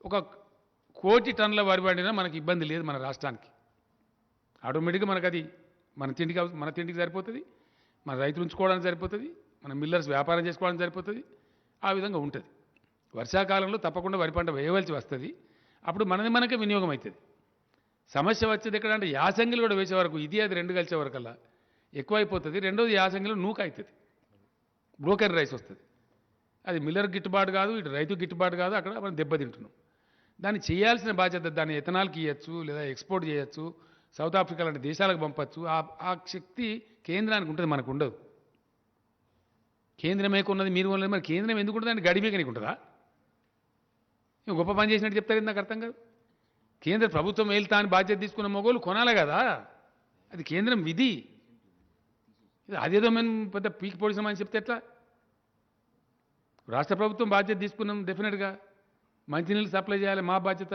వైద్యం సప్లై చేయాలి మా బాధ్యత చేస్తలేమా అది గొప్ప పని చేసినట్టు చెప్పడం ఎందుకు అందులో గొప్ప పనులు చేస్తే చెప్పాలి అందులో మంచి పనులు ఇంతకుముందు జరగని పనులు చేస్తే చెప్పుకోవాలి మీరు నిర్వర్తించాల్సిన బాధ్యత నిర్వర్తించి అదేదో గొప్ప పని చేసినట్టు చెప్తే ఎట్లా మేము నేషనల్ హైవేస్కి ఇచ్చినాము ఇవ్వవా నేషనల్ హైవేస్ ఏం చేస్తావు ఇవ్వకపోతే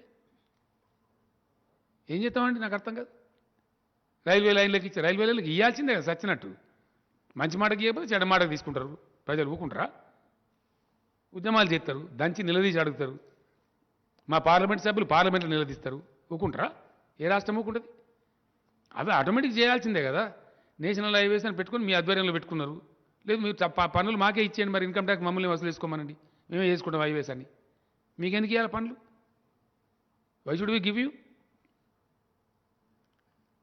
డిఫెన్స్ ఉన్నది, కేంద్రం బాధ్యతలో ఉంది, మీరే బాధ్యత చూడాలా. ఎక్స్టర్నల్ అఫైర్స్ ఉన్నాయి, కేంద్రం బాధ్యతలో ఉంది, మీరే చూడాలా. రాష్ట్రం చూడలేరు కదా. మీరు చేయాల్సిన మీ విధి నిర్వహణను, మీ కర్తవ్య నిర్వహణను ఇది గొప్పగా చేసుకున్నట్టు చెప్తే ఎట్లా? నాకు అర్థం కాదు. అది ఆటోమేటిక్గా జరగాల్సిందే, ఆటోమేటిక్గా చేయాల్సిందే. దానికి ఏం గొప్పతనం నాకు అర్థం కాదు. నేషనల్ హైవేస్కు డబ్బులు ఇచ్చినాము, ఇయ్యవా? ఒక తెలంగాణకే ఇస్తానవా? కడమ అన్ని రాష్ట్రాలకు ఎందుకు ఇస్తాను మరి?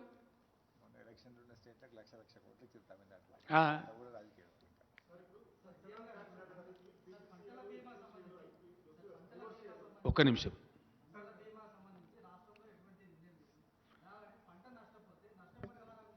అన్ని ఇచ్చినాం బాధాప్త, అన్ని ప్రతి ఒక్కటి ఇచ్చినాం. ఈ అరాకిరికాలు మాట్లాడేది కాదు. అన్ని ఇచ్చినాం, అన్ని లెక్కలని రైతులకు తెలుసు. కేంద్రమే అటర్ ఫ్లాప్ ఉన్నది. ఫసల్ బీమా యోజన అని పెట్టిన ఫసల్ బీమా లేదు, మన బీమా లేదు. ఎవరికి వచ్చిందే లేదు దిక్కు దేశం మొత్తంలో. ప్రధానమంత్రి రాష్ట్రంలో దిక్కు లేదు. గుజరాత్లో అమలు చేస్తున్నారా ఫసల్ బీమా యోజన? పోదామా గుజరాత్కు? రాహుల్ గారు, 2 రాష్ట్రాలే వాళ్ళు ఒప్పుకోమన్నారు. పాతది రీఓపెన్ చేయమన్నారు. ఉన్నదానిలో దీనిలో 2 రాష్ట్రాల మధ్యలో ఇప్పుడు పే చేద్ది.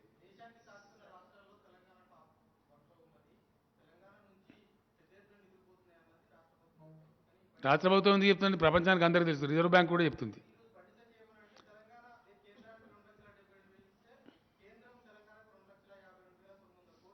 ఈ గాలి వాటికి ఇప్పుడు ఎక్కడ దేనిలో ఇచ్చినావో చెప్పచ్చు కదా లెక్క. అంత తెలివి ఉంటే దేనిలో ఇచ్చినావో చెప్పాలి కదా. బట్టి గ్యాస్ చెప్పద్దు కదా. ఈ గ్యాస్ చాలా చెప్పిండ్రు. గతంలో అమిత్ షా గారు చెప్తే ఇట్లే నేను క్షమాపణ విడమని చెప్పిన. నువ్వు క్షమాపణ చెప్పాలి తెలంగాణ ప్రజలకని చెప్పిన. ఇదే హాల్లో చెప్పిన.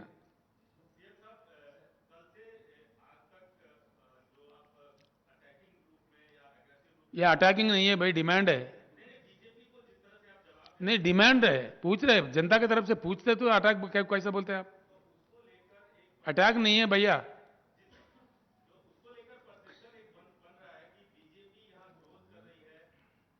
कहाँ ग्रोथ कर रहे भाई, समझ में नहीं आता.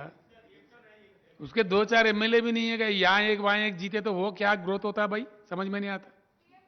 आप समझते हैं क्या ऐसा ग्रोथ बोल के? कहाँ ग्रोथ हुआ बीजेपी? उसका कोई जगह ही नहीं है यहाँ पे. कोई परसेप्शन नहीं है, क्रिएटेड परसेप्शन है, दुलमुल बातें बोल के.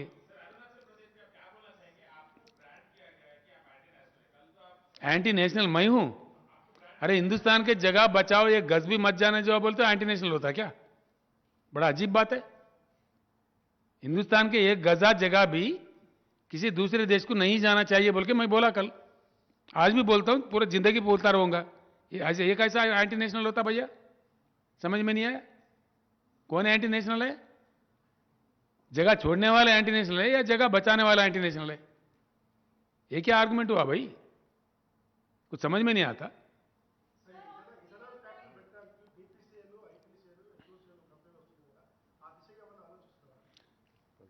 ప్రపంచంలో చాలా మార్పులు చాలా వేగంగా వస్తుంటాయి. ఈ మధ్య ఒక ప్రతిపాదన వస్తే నేనే చెప్పిన. ఫాస్ట్గా రాకెట్ వేగంతో దూసుకొని వస్తున్నటువంటి ఒక రంగం ఎలక్ట్రికల్ మోటార్స్ ఇప్పుడు వచ్చేసినాయి. హైదరాబాద్లో ఎంజీ ఎలక్ట్రిక్ కార్ అని ఒకటి ఉంటుంది. ఈ మధ్య నేను కూడా కొనుక్కున్న ఒకటి. ఎంజీ అనే కంపెనీ, చైనీస్ కంపెనీ నట్టుంది బహుశా.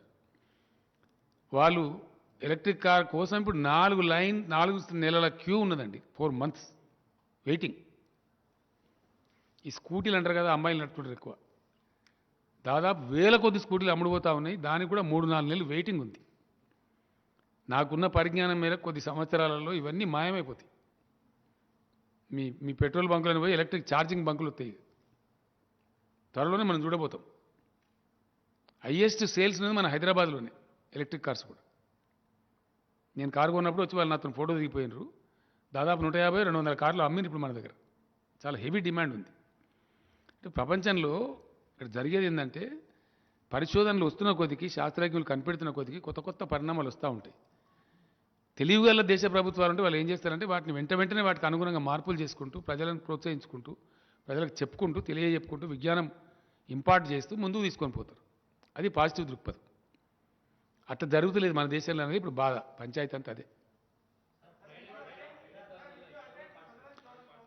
5 ధర్నాలో టీఆర్ఎస్ పార్టీకి మేము నిర్ణయం తీసుకున్నాము. ఇంకెవరైనా కలిసి వస్తే వెల్కమ్. రైతులతోని శుక్రవారం నాడు అన్ని నియోజకవర్గ కేంద్రాలలో వేలాది మంది రైతులతోని తెలంగాణ పండించిన వరి ధాన్యాన్ని కేంద్రం కొనుగోలు చెయ్యాలి అని డిమాండ్ చేస్తూ ధర్నాలు జరుగుతాయి.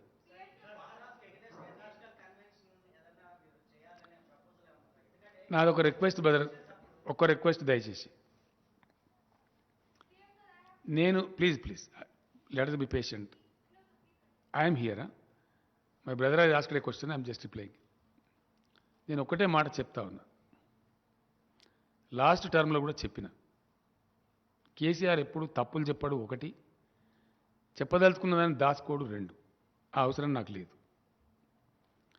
నేను క్లియర్గా చెప్తా ఉన్నా, ఈ దేశంలో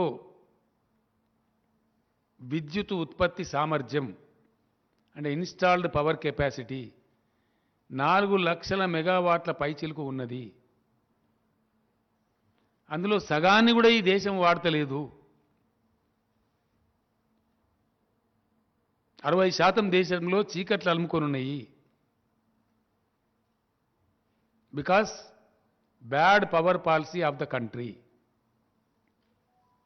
ఒకటి, ఇది చాలా దురదృష్టకరం. 2, దేశానికి ప్రకృతి కావచ్చు, భగవంతుడు కావచ్చు ప్రసాదించిన వరం 65,000 పైచిలకు టీఎంసీల నీళ్లు. ఇప్పటి వరకు 35,000 పైచిలకు ట్యాప్ కాలే ఆ రిసోర్స్. దేశంలో నీటి యుద్ధాలు జరుగుతున్నాయి. 75 సంవత్సరాల స్వతంత్ర భారతదేశంలో అన్ని కేంద్ర ప్రభుత్వాలు, కాంగ్రెసు, అంతకు మధ్యలో వచ్చినటువంటి జనతా, తర్వాత వచ్చిన ఎన్డీఏ, ఇప్పుడున్న బీజేపీ, అన్ని ప్రభుత్వాలు ప్రేక్షక పాత్ర పోషిస్తున్నాయి. పరిష్కారం చేయడం లేదు. మనకు ఉన్నదే ఈ దేశంలో 40 కోట్ల ఎకరాలు వ్యవసాయ భూమి. 40 కోట్ల ఎకరాలకు మొత్తం ఇచ్చినా ఇంకా 30 కోట్ల ఎకరాలు, ఇంకా 25,000 టీఎంసీలు మనకు మిగిలి ఉంటాయి. 10,000 టీఎంసీలు దేశ మంచినీటి కోసం వాడుకున్నా ఇంకో 15,000 టీఎంసీలు మిగిలి ఉంటాయి. అంత బంగారు దేశం మనది. భగవంతుడు, ప్రకృతి అంత గొప్ప వరం ఇచ్చారు మనకు.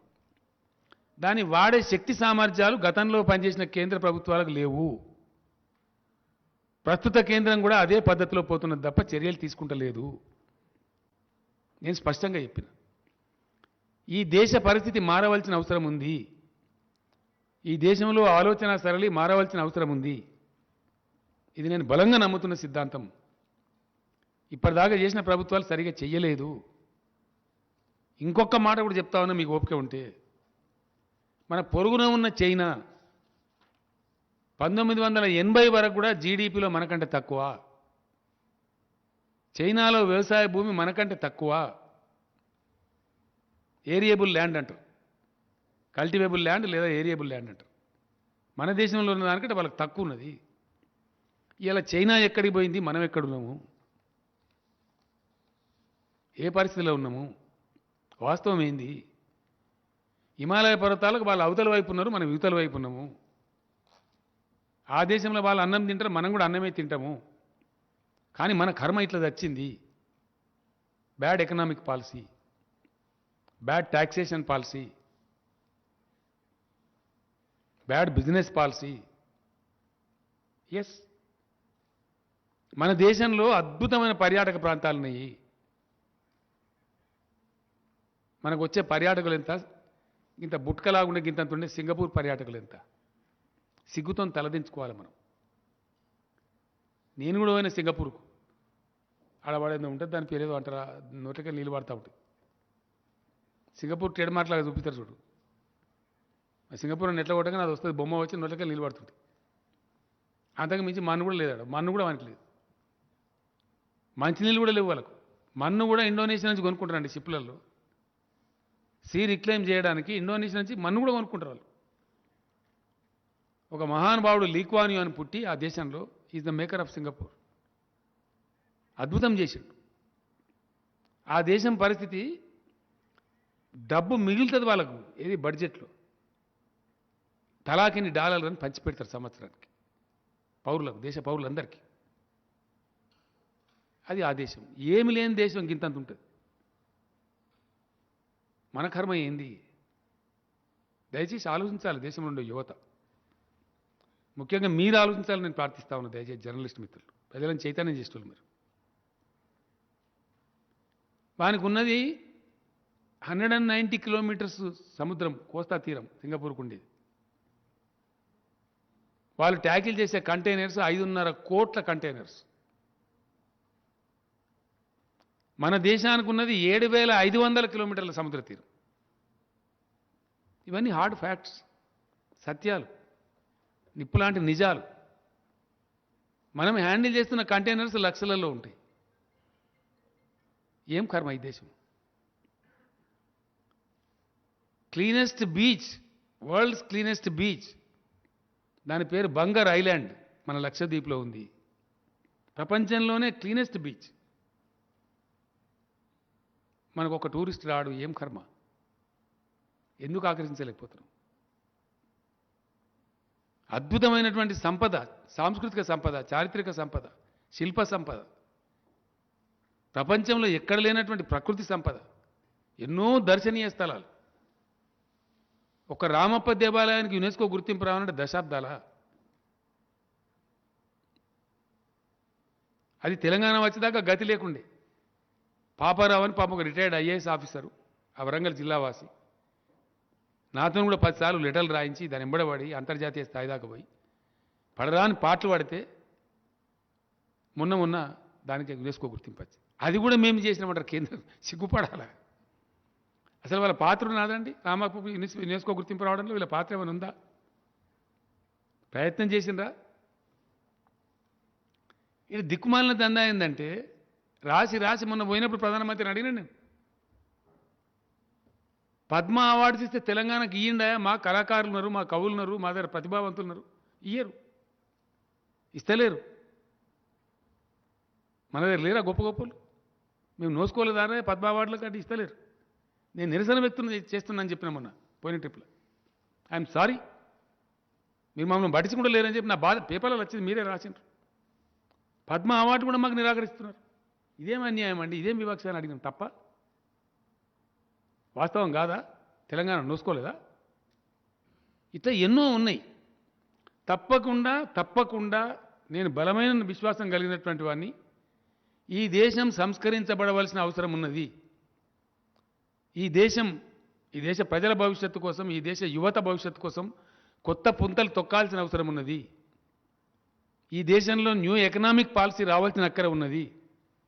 100% అద్భుతాలు ఆవిష్కరించవలసిన అవసరం ఉన్నది. ఇతర దేశాల నుంచి మన ఇండియాను నేర్చుకోవాల్సిన అవసరం ఉన్నది. అనేక ఉదంతాలు, అనేక ఎగ్జాంపుల్స్ మన పక్కనే ఉన్నాయి. మనం ఇంకా మేల్కుంటలేము అనేది నా ఆవేదన. ఇది ఫ్యాక్ట్, ఇది సత్యం. మీరు కూడా రోజు నెట్లో చూస్తారు, ఇలా అంతర్జాతీయ వార్తలన్నీ ఉంటాయి.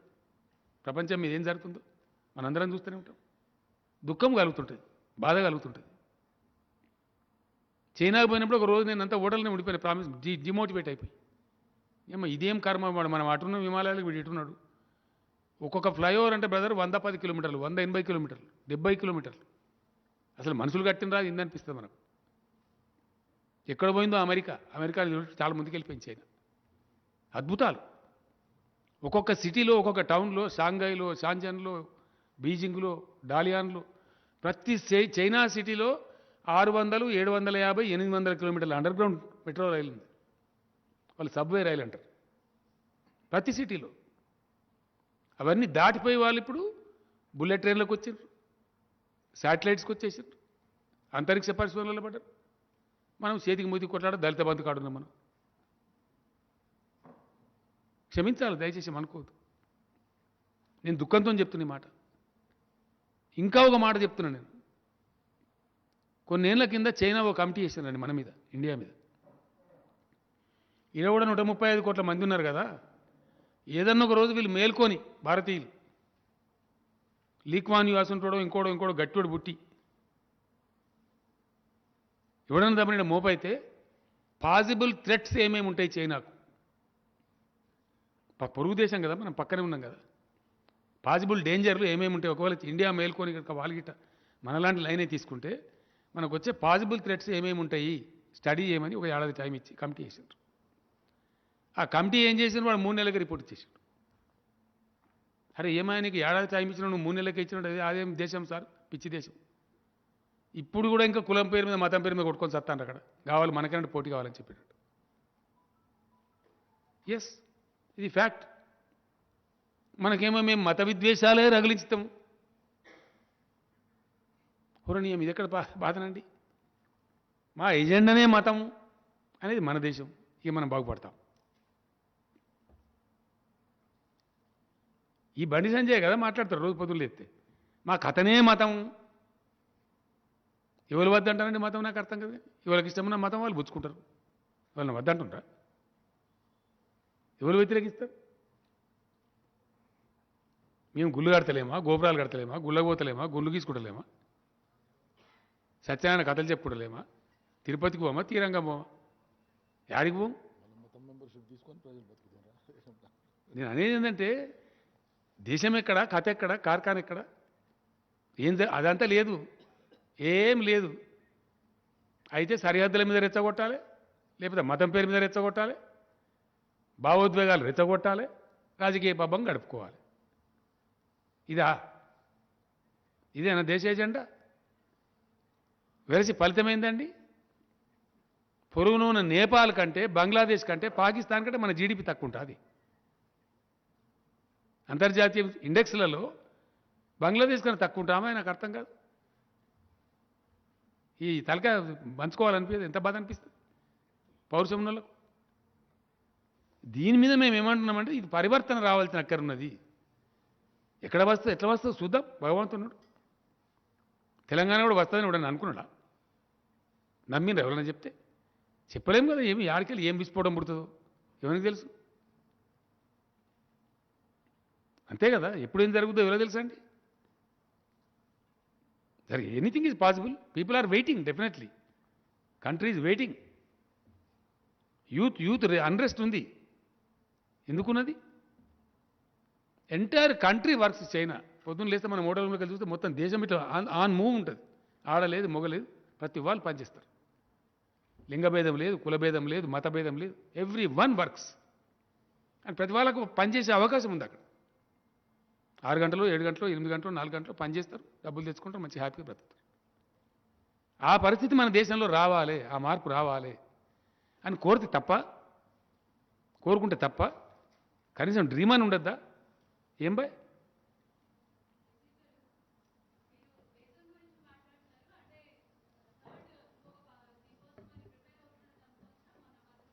అరే అయితే తప్ప అదేమైనా క్రైమా? నాకు అర్థం కాదు.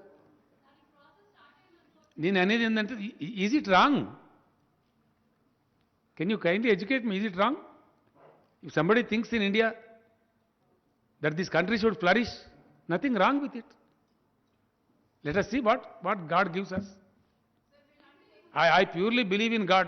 I am a God-fearing person. నేను భగవంతుని నమ్ముతాను నేను బాగా. Yes please. అర్థం కాలేదండి.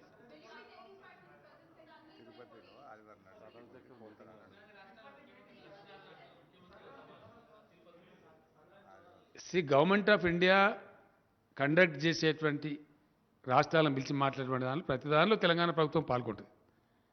తప్పకుండా పాల్గొంటాం. ఎందుకు పాల్గొనమండి? Whether I'm going or not is a different issue altogether, but my government will go. Malaysian గారు తప్పకుండా ఎందుకు మాట్లాడలేదండి? మంచి వాటిని నేను అనేది నష్టంలో ఉన్నది బంద్ చేస్తున్నామంటే అర్థం చేసుకోగలుగుతాం. కానీ మంచిగున్న వాటిని ఎల్ఐసి లాంటి దాన్ని ఎందుకు బంద్ చేయాలా? Where is the reason for that? అవసరం లేదు కదా. వాటికి అవే జరుగుతున్నాయి.